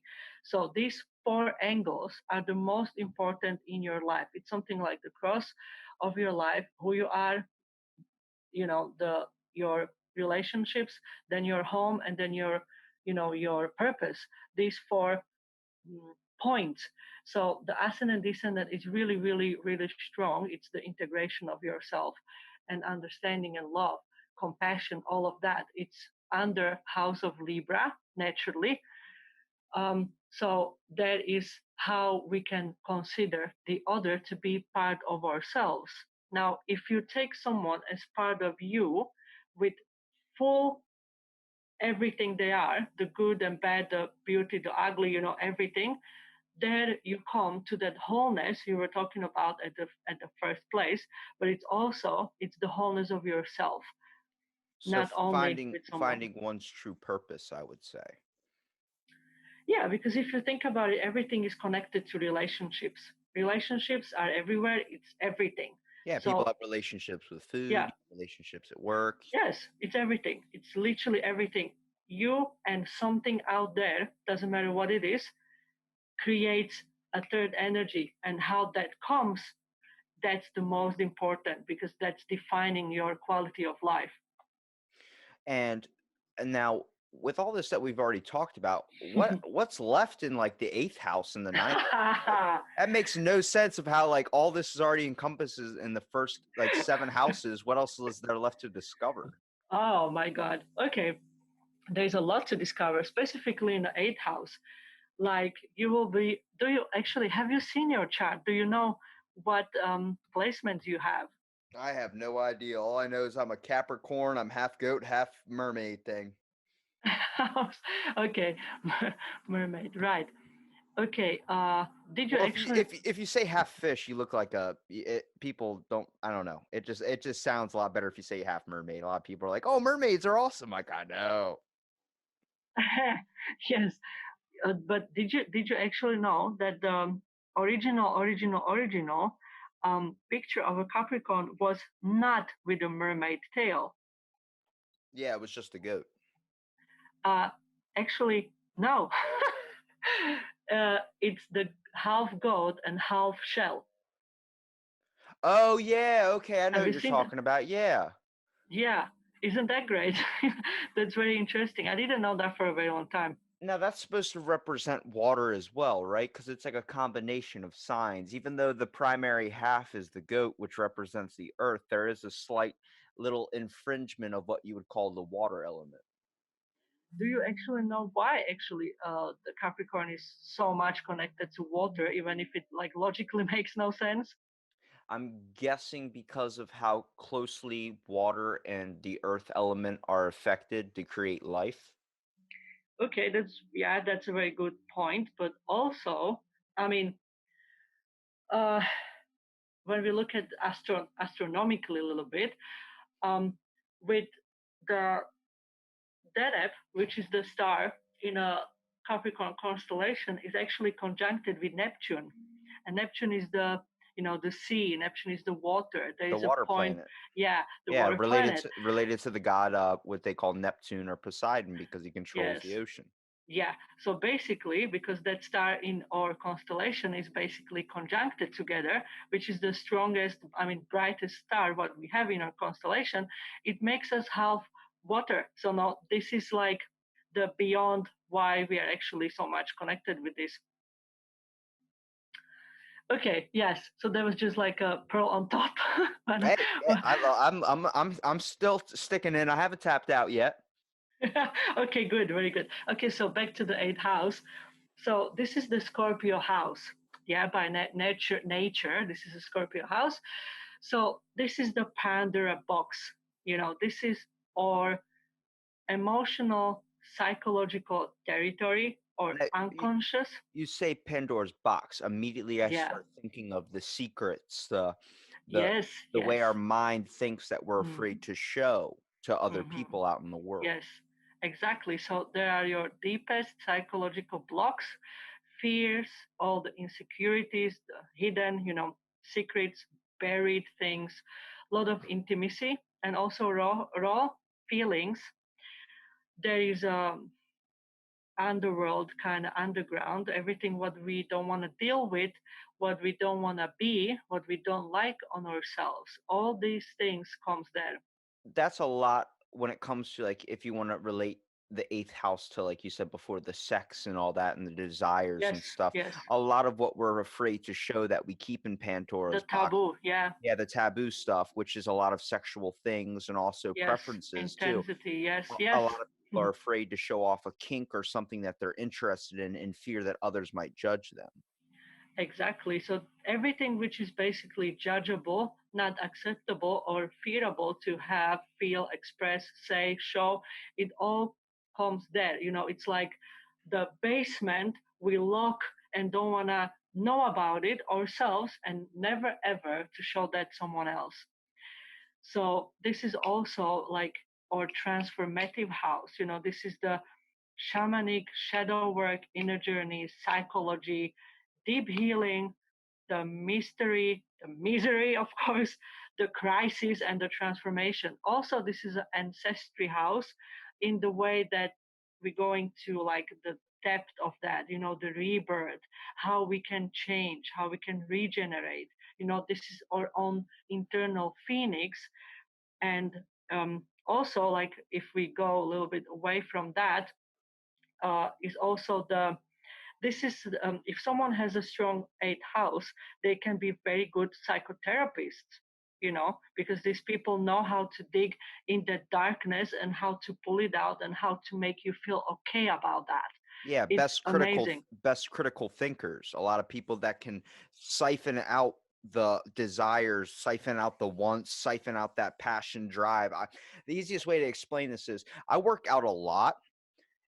So getting a clear mind, I can only have that in so many instances, but I feel like after I work out, all my emotions, all my tensions, all my overall thoughts throughout the day, all the amount of pain or whatever I've experienced or troubles, they all go away. It's Hmm. all flooded out of me. I've expressed myself to a point where I'm at a basic level and what I would call critical thinking. A lot of Hmm. what we're talking about, like when it deals with maybe sexual things, like Yeah. for guys, for instance, Hmm. when you're so ramped up or you're ready to go, you're ready to get it on, do whatever, you can't think critically if you truly care about somebody. You mistake passion and caring for sex. You mistake all these types of things, which is why it's a critical thing to be at a level when you truly find an individual. This is what happens a lot with relationships and why they choose to end, because what you're kind of interpreting as love is really just drive or really just being horny. It's not anything that would be considered, it's just attraction. It's not truly carrying on to a deeper level of one Mhm. person and developing an actual relationship. Yeah, this would be also shown more, let's say if someone has a very strong fifth house, this would actually show that type of a horniness, maybe without going too deep. But if you have, let's say, strongly positioned or something like challenging, going to the eighth house or going to the Venus Pluto situation or Pluto Moon and all of this kind of situation, you can feel all these barriers towards actually let someone to feel into you, see into you, be in tune with you because you don't want to show yourself. There is this blockages, barriers, and fears to actually share yourself with someone. You might have also problems with intimacy, like you don't want to, have, let's say, the deeper meaning uh, sexuality with someone. You just want, that horniness, and that's it, because you don't want to go too deep. This eighth house is very deep. You go into the layers and layers.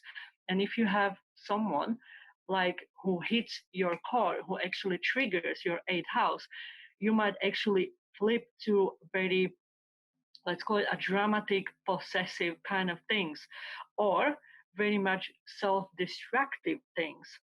So it's like you're going to rather destroy this relationship, you're going rather, through the pain and hell, just not letting this person, back to your life or to your intimacy or to your, core, your heart. There's also this feeling of power and powerlessness, because for many people who might have certain positions with the eighth house might be, oh, if I love someone, I'm powerless to them. So this is this very deep and strong, like intense dynamics what we can explore. This is also why, let's say, Scorpio people or someone who have a lot of scorpionic planets or Scorpio planets, or having, a lot of planets in eighth house, or, strong position of Pluto, Mars, all of this, you might be like terrified to death to love someone else. So it's kind of like, to easily explain it to people, more like the Yes. correlation of two people. The intertwining that they always relate to, example of two people when they're making love or something, that connection, that deep emotional sensation that you get through someone, find when you, especially when you find that true person, is the Mhm. overall meaning and kind of, I guess, path path finder, I would say. I guess the one that kind of sets the tone, and also Yeah, kind of where you find the true parts of intimacy. yeah, So yeah, how does that exactly. now? Okay, I still don't know how we're going to go anywhere near. I don't know what else the the four houses left have to discover for us, Yes. considering we've basically chalked up life, unless the last one's like death, I'm guessing. Yes, also that mortgage loans, or your inheritance money and all of that. And I'll tell you one interesting thing which I just recently got from another astrologer. She said to me, if you will ever find, this is like, I'm just saying it for fun. It's not like I would heading this way. But if there is, like, she said to me, if there is any guy who you will see the chart and you are interested in him, and you will see that he has some sort of like very strong, good positioned Pluto with the Jupiter. He's actually secretly a millionaire. He just doesn't show that. And I'm like, what? Hold on. And this is also like your eighth house shows. Let's say if you have a Venus in eighth house, you might be getting, like, people can take care of you. You might have people who will just give you gifts, give you money, take care of you, be like, oh yeah, I will pay that, oh don't worry, I will take you here, oh don't worry, it's for free for you. These kind of things, you might be very lucky by getting things. If you are a person, let's say with the Jupiter there, you might, um, through unfortunate situation like a death of a family member, you can actually inherit a lot of things. So this is a very, very, very, like, deep house. We could talk about 3 hours about this house, but yeah, of course. So what about exactly the ninth house? Okay, so ninth house is the lighthouse, as I call that. It's literally, as we dive out of the cage and the cave and the mystery and the darkness, we come to the light. It's like you are in the sea and you suddenly see the lighthouse and you're like, oh my God. So I'm out. have so basically having a better grasp on what you want out of yourself, like kind of finding, oh, this is what I want to do with my life. Yeah, because we can't. This is the Sagittarius house. I already glorified Sagittarius a lot in the in the previous minute. So basically, this is the connection to a deeper meaning of the life. Whatever you have in your ninth house is going to show how you search for the purpose. What religion are you? How you looking? Not religion are you? We can't tell. Like, okay, this is I don't know, Jewish or whatever. I We was only born a can see. Christian. Yeah. So yeah. So basically, there is how religious you are, or if you are any religious. Now there is the God. We're looking for the infinite. We're looking to the spiritual experiences and how to frame that, how to put it to a concept, the higher perception, faith, belief, the hope and truth. Here we're looking also for ethics and the moral code, the authenticity, some sort of life philosophy, this codex, what things means, how we can make it our own, what do we believe, the spiritual laws, the higher education. As I was saying, the third house is something like a primary school courses, something like that. And when we go to the ninth house, is like the higher school, the diploma or this like I don't know how it goes out, but there's like all these higher knowledges or taking more and more, studies which are more in depth, like you're going to be maybe like a professional or something, that deep philosophy. Then also it is the adventure. So the travel, if something nice is a, let's say, Mercury passing through your, third or ninth house, you might be getting a lot of traveling that time or that year, whatever. So there's like this setup. So it's also the foreign countries, the culture, the language, the food. This is the distance traveling. So we are not coming from, let's say, one type of one corner of the city to the other city or next city. We are going like across the ocean, across the countries.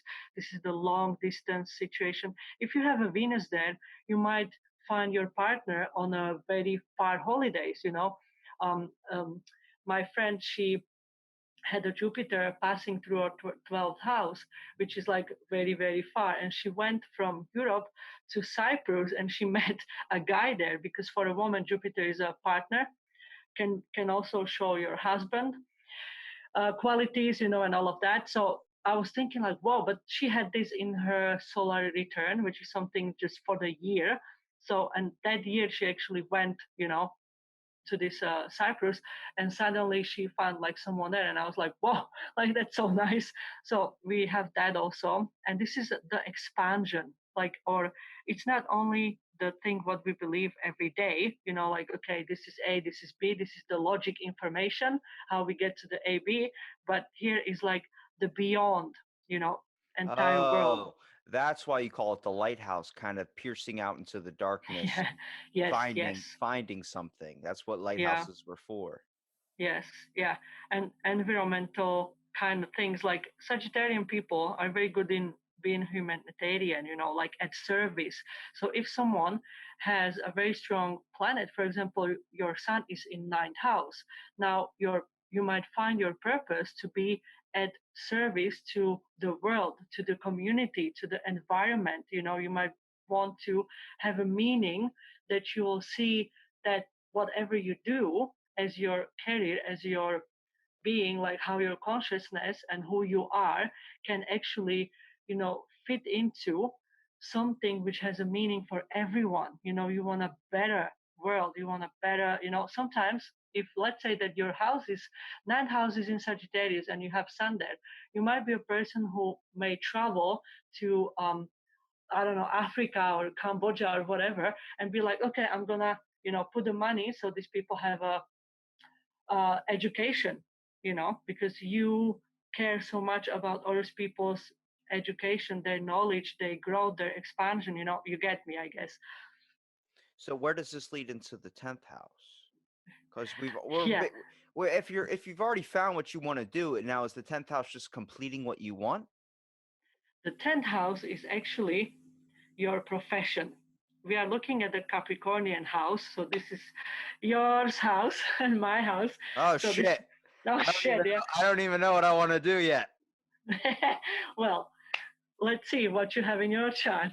Okay, so the 10th house is the professional work. It's something like the physical career, what we are trying to achieve, where we are going. It's the profile, or public profile or image. For example, like when someone is a politician, like public knows about them, they know who they are, they have a public profile. Also, if you are any celebrity or whatever, the 10th house shows how the wide public looks at you, who they think you are, the way how you present yourself to the wide collective, yeah, the public. But it's the opposite of the fourth house. So the way how you show yourself as the 10th house, as who you want to be, who you want to present yourself, this is like the kind of, it can be the facade of also. And then the fourth house, as I said, it's who you are when nobody is watching. So we have this axis of out there and inside here. One of the main reasons I started this podcast was real conversation. Mostly because whenever you would explain me to anybody, it wouldn't be if I was a good or a bad person. It would be that he's Robbie. That always meant more to me than any amount of wealth you could ever throw at me. That means more inside my heart than it does to anything. I'm real with people. I don't try and cut through any play a fake act. I really don't like how you see a lot of people today give default answers, feel like they're on autopilot, a sense of empathy that is lacked. I want to truly express myself and show you this is who I am. Take me for who I am. Yeah, that's very Capricornian actually. Like this is the truth of the like rawness. This is the raw Capricorn, this is like, look, this is me and this is how it is. This is what lacks in public. So next, what is there is also what we can become famous for, like what it is the break for us, what can make us known to public and to people. Also, it is the point of, as I was saying, like the achievements, but also what we tend to focus our energy, to achieve the knowledge, because the Capricorn is all about the wisdom, to have the understanding, to understand beyond the typical, to see deeper, to know more about it, to question. Like the Capricorn and Sagittarius, in my perspective, have a lot in common within their mind. It's like they both want to see the truth. They both want to know why you believe in what you believe in, who you are, where is your moral code, are you a loyal person, can you be committed, what do you want from life. This is all what the Capricorn says. The 10th house is also showing the way how you might behave within this like loyalty, commitment, and everything like it. Now, this is the law, is the physical law. Now it's the limit also. This is the hierarchy, the system. It's also show if you can be a good leader or a good authority, or how you as a child responded authority. For example, I will say that I have a Jupiter in my 10th house in Aries. Now, what does it mean is that I have no sense of authority for nobody as long as they don't prove their leadership through their wisdom. Leadership as the Aries and wisdom as the Sagittarius. So I give respect to people who I believe they know more than I do. And so this is the way how you can go about it. Yeah, for example, it's also shows the mother father situation, as the fourth house can show the parents. As I was saying, sometimes people say it's the father, sometimes people say it's the mother. In my perspective, it's the mother because it's closer to you, the fourth house, because you come from the woman, and the The father is more of the, the nurture aspect. yes, and the father is like the outside. So the 10th house is the opposite of fourth. So in my perspective, makes sense to 10th house to be the father. So um, I know that some people or some astrologers would be like, oh, you can't know that, but this makes logic.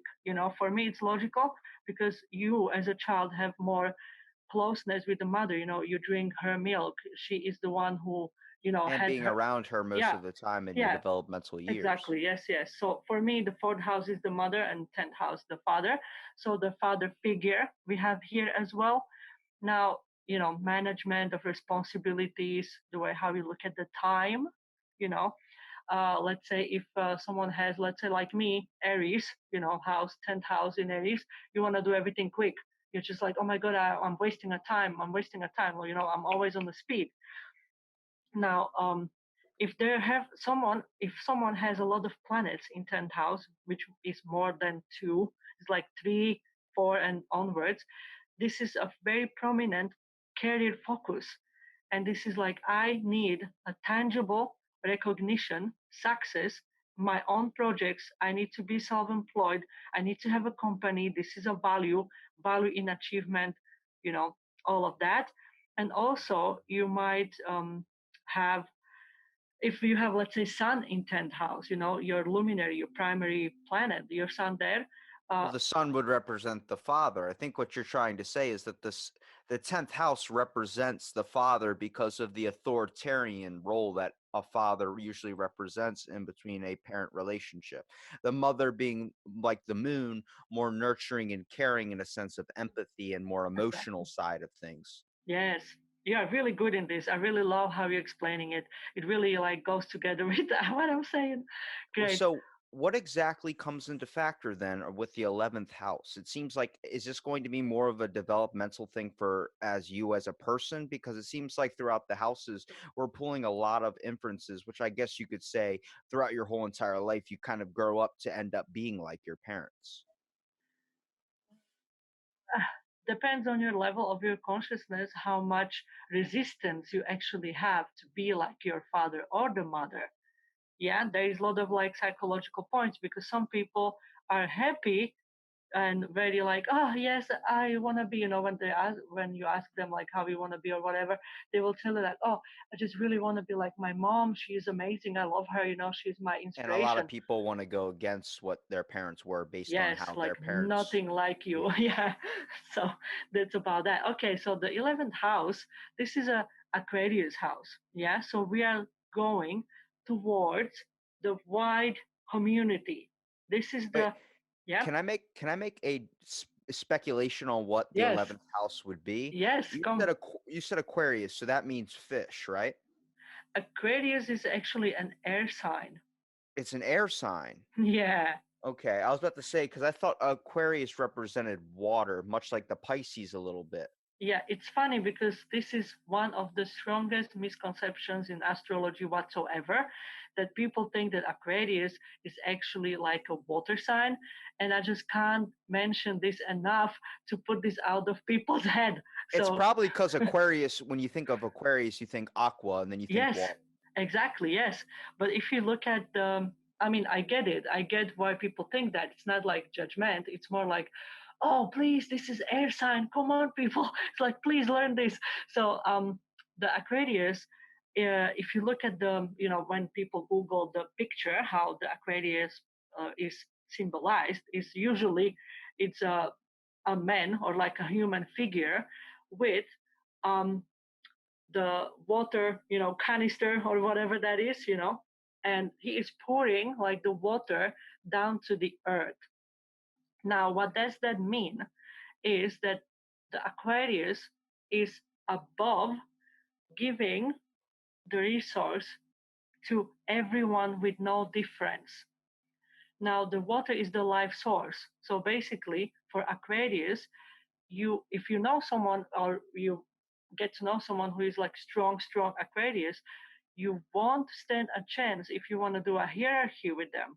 If you think like, oh, I'm your favorite friend, or I'm, your best this, or higher that, or this is that, they don't have this. There is like no upper floor, down floor, or anything like it. Like for them, every human being is the same. They will treat you the same. Like equality is for Aquarius. This is like the point. They're the popular kid in school, the one that talks to everyone and never isolates or goes against anyone. Exactly, because it's like against their knowledge, against their inner feeling. Oprah Winfrey. is Aquarius, and look how she behaves towards people. It's like we all are humans. We are all in this together. Like this embracing everything. With Oft, no often, judgment. often imitated, never duplicated. Oh, I really like that. Yeah, I think that's a lot with Aquarius. I think you get to see them being the popular ones only because a lot of people want to aspire to be them but can never truly replicate who they are. There's something about them, the connection and the friendships that they can, equalize. They never try and get onto I guess your bad side, only on because they realize the whole networking of people, bringing everyone together and having them all on their side. There's a strength in numbers aspect to it. Yeah, exactly. Yeah, it's like you know, Well, that um, makes sense why it would represent the 11th house. yeah, because that's friends. It's about like not friends like your best friend, like someone who 10 years. That will be in your seventh house. The long-term friendship. But when we look into this, we are up there. We are in the air. So we're looking for the kindred spirits, the soul family, the collective. The committees, the groups, and the friends. That kind of partying. This kind of like we are all here together. We need to have fun together. Like let's not be heavy. Let's not be going to drama. Let's have fun. What is me and the identity into something larger than just, let's say, me and you. Like where do I belong in community? So if someone has, let's say, sun in 11th house, this person gives themselves this question like, okay, how can I fit into what I bring to the collective?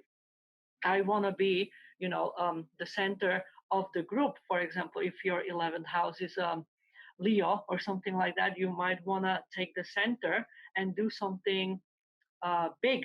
So you put a lot of people together and you are very motivated and people listen to you. They're like, oh my God, this is, this person here, he knows what to do with this issue or what this. So you are leading this, big something revolution or whatever you want to, and people listen. They follow you because you are the one who won't judge them. So the 11th house shows also your your kind of proneness to be judgmental, because if you have, let's say, very heavy 11th house, like you might have a Saturn with a Mars there, in, I don't know, in Virgo. Yeah. If you have this crazy combination, then you might feel like the community is the problem. Like there's always something wrong with people when they're getting together, this kind of harsh, maybe judgmental. But if it's like Aquarius, for example, or Libra, or Jupiter, something like that, it's like, yes, we are all one. Let's do something, you might be someone who will speak somewhere, who cares, let's say, about LGBT community. You want to put everyone to the same rights. Having, yeah, you want to have a more sense of empathy towards people. You never Yes. want to be disliked. Yeah, yeah. With air signs, with all air signs, which is Gemini, Libra, and Aquarius, these people have very strong fear of actually being rejected from community, from people, to be, as you said, fear to being disliked, like something what is not acceptable. So because this is the air, so they can mutate, not all of them, They can because shift with whatever ebb and flow yeah, that it yeah, kind of because goes. yes, as the wind is going, so they're like, okay, you don't like that, so I won't do that again.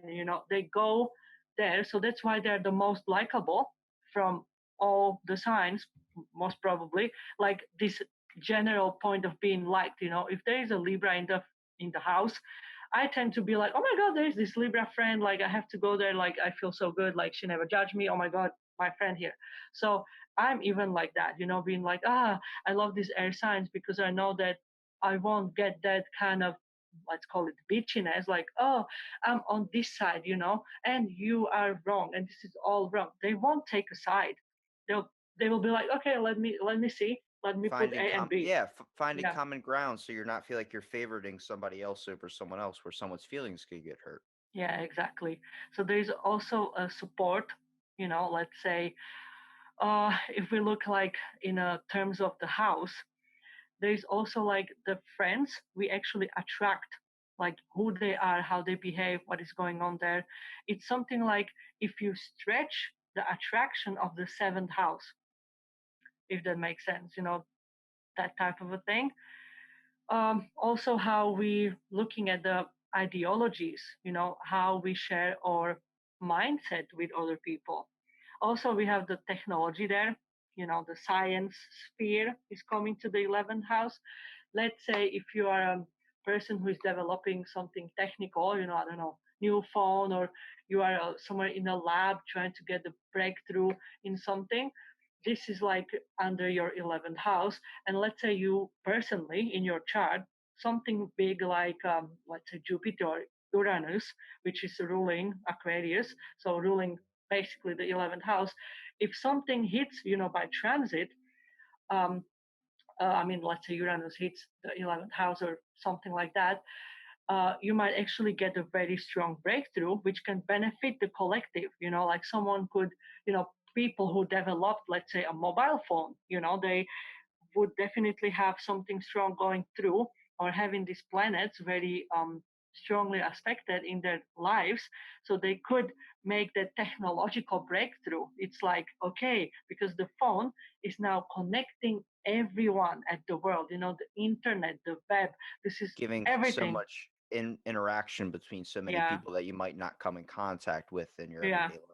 Exactly. So that's like the 11th house, that's the Aquarius, that's the Uranus, and also these metaphysical themes, extraterrestrial, aliens, futuristic sci-fi, all of those things are coming under the 11th house. So what comes into play with the 12th house? Okay, so now the last house, the 12th house, now we know that this is a Pisces house. Yeah, this is the Neptune. Beautiful thing. Now we're gonna probably get lost, because as we are going to the 12th house, this is always like under Neptunian fog, so we never know what is going on. So, okay, so the 12th house, if you look at someone's birth chart, I mean, if I look at someone's birth chart, the 12th house is before you were born. Now, some people who don't really believe in past lives won't skip it, or can skip it, and think about it as you are a baby in your mother's belly. So whatever is in 12th house could um, certain ways shape your development in the inside of the mother. For example, if there is a how I would say that, if there is a, let's say, Do you try and yeah, mean like for the 12th house, like representing kind of to make sense of all the other houses, but make sense of our life in general? Like you related it to Neptune and the kind of clouded fog. Immediately yeah, when you say that, I think of our minds and way of trying to process all the information that we've absorbed yeah, into our experiences. yeah, I will get there. I will get there to mind situation. Now, I was just wanted to say that it's basically our pre-birth condition, the pre-stage in the womb. Okay, so we're looking at that. Now we're looking. Um, the house itself is more. This is the mystery, where we or how we connect to the esoteric archetypal problematic. This is the enigma. This is the deep subconscious and unconscious states, which are like the sleeping, the symbolism, the memories, the astral travel, other dimensions, different realms, everything which is magical, the mediumship, the channelings, out of body experiences. If someone has a very strong 12th house, or something is there like let's say Mercury, as I was saying today, but in general you might have a Mercury there, so you might be very in tune medium, you might be very good psychic.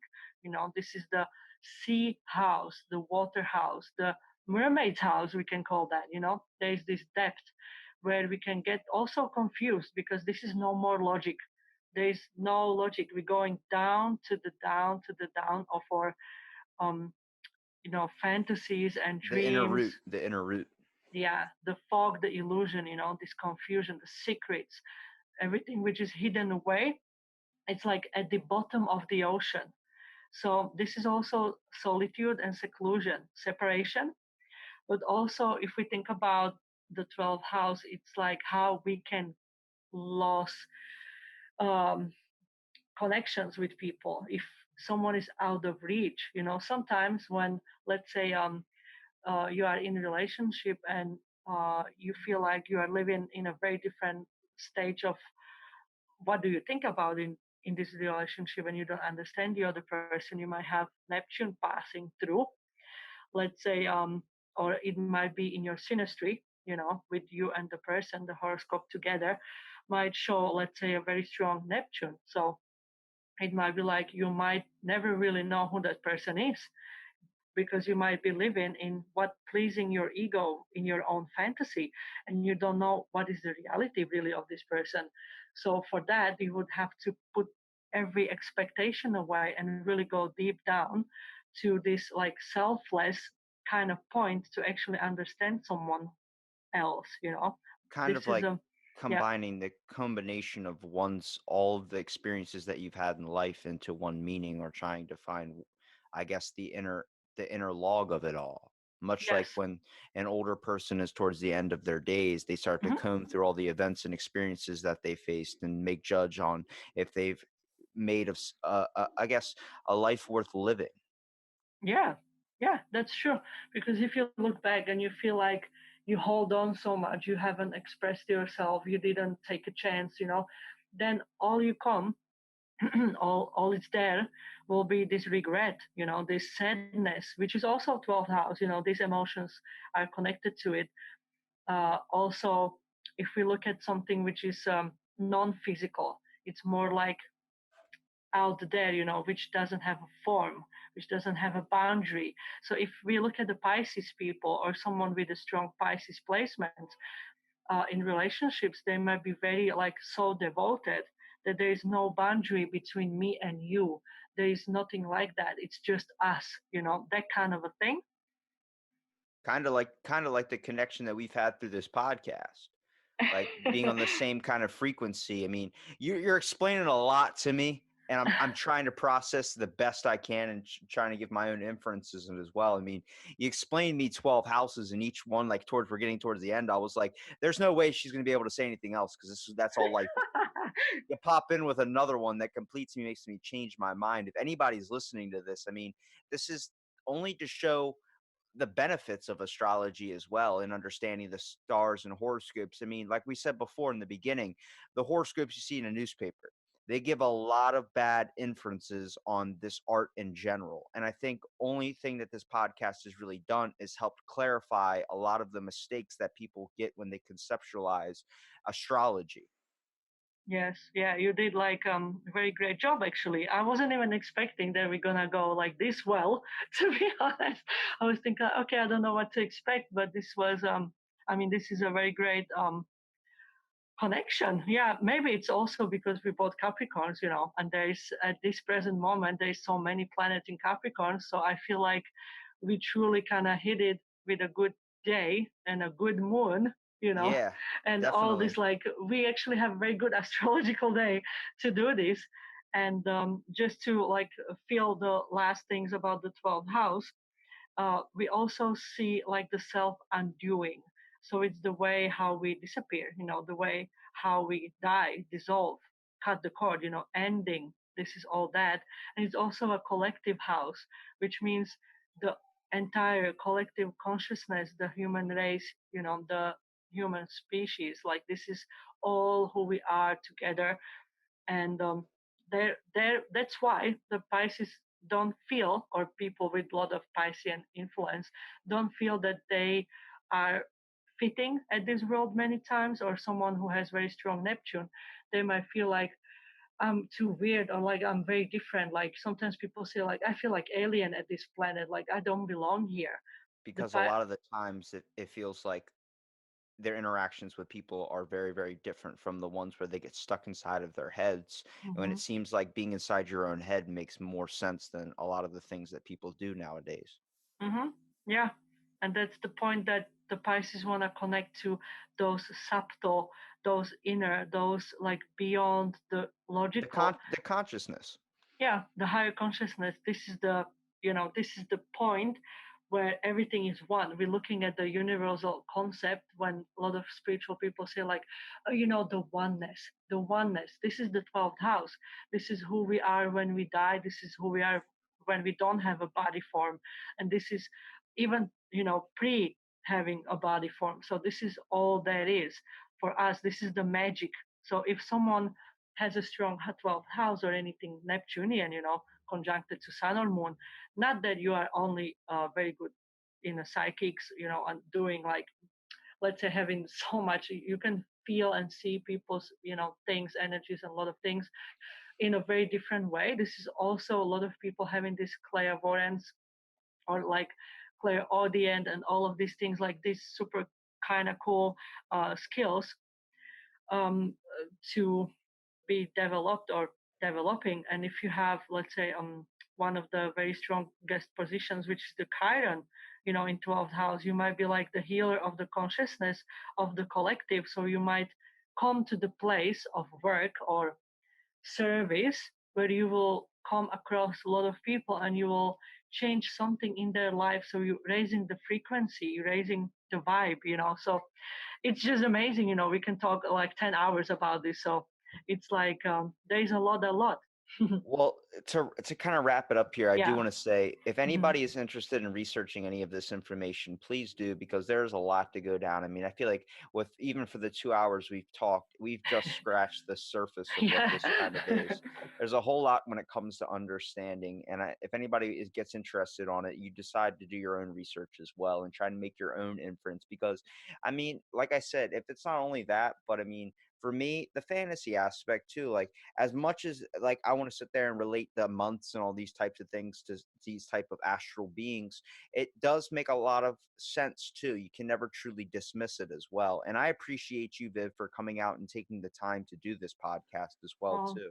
thank you for having me. This was like, you are actually my manifestation because I was putting out to the universe that I want to do something like this. And yeah, now when Jupiter hit the Capricorn, you appeared, and I was like, oh, look at this. So yeah, I'm quite happy now. Popped right in the DMs on Instagram. Now, thank you so much, Viv. I really want you to be able to right here at this time kind of Mhm. promote your content as well, where people can find your website and people can follow you and see some of your guidance as well. Oh, yeah. Oh my gosh. Okay, so basically, I am on Instagram, also typically Facebook, and I also have a YouTube channel which is not very like I don't have it very long, but there are some videos which I did. So everything has the same name, which is Altair Astrology, which you can find under this, or you can find me on my website. But if you go to any of these three platforms, you will find all of those informations. And yeah, the most where I post all the time is basically the Instagram because there's also, every day I post something when it comes to my mind or almost. And I talk also a lot about the crystals as well. So there is so much things I actually am very interested in. So I combine it all because I feel like the astrology is the main thing, what I do. So I do, this all the time, like every day. That's my breathing out passion, and everything else just fitting into the picture. So if someone is interested in crystals or healing or anything like it, I might also And give you some guidance. I'll make sure to put the links in the description so people can find your awesome work. And I appreciate you, Viv, Oh, for taking the time to be on the podcast. thank you, this was great. And thank you for listening to this episode of Out of the Blank. And stay tuned for our next episode.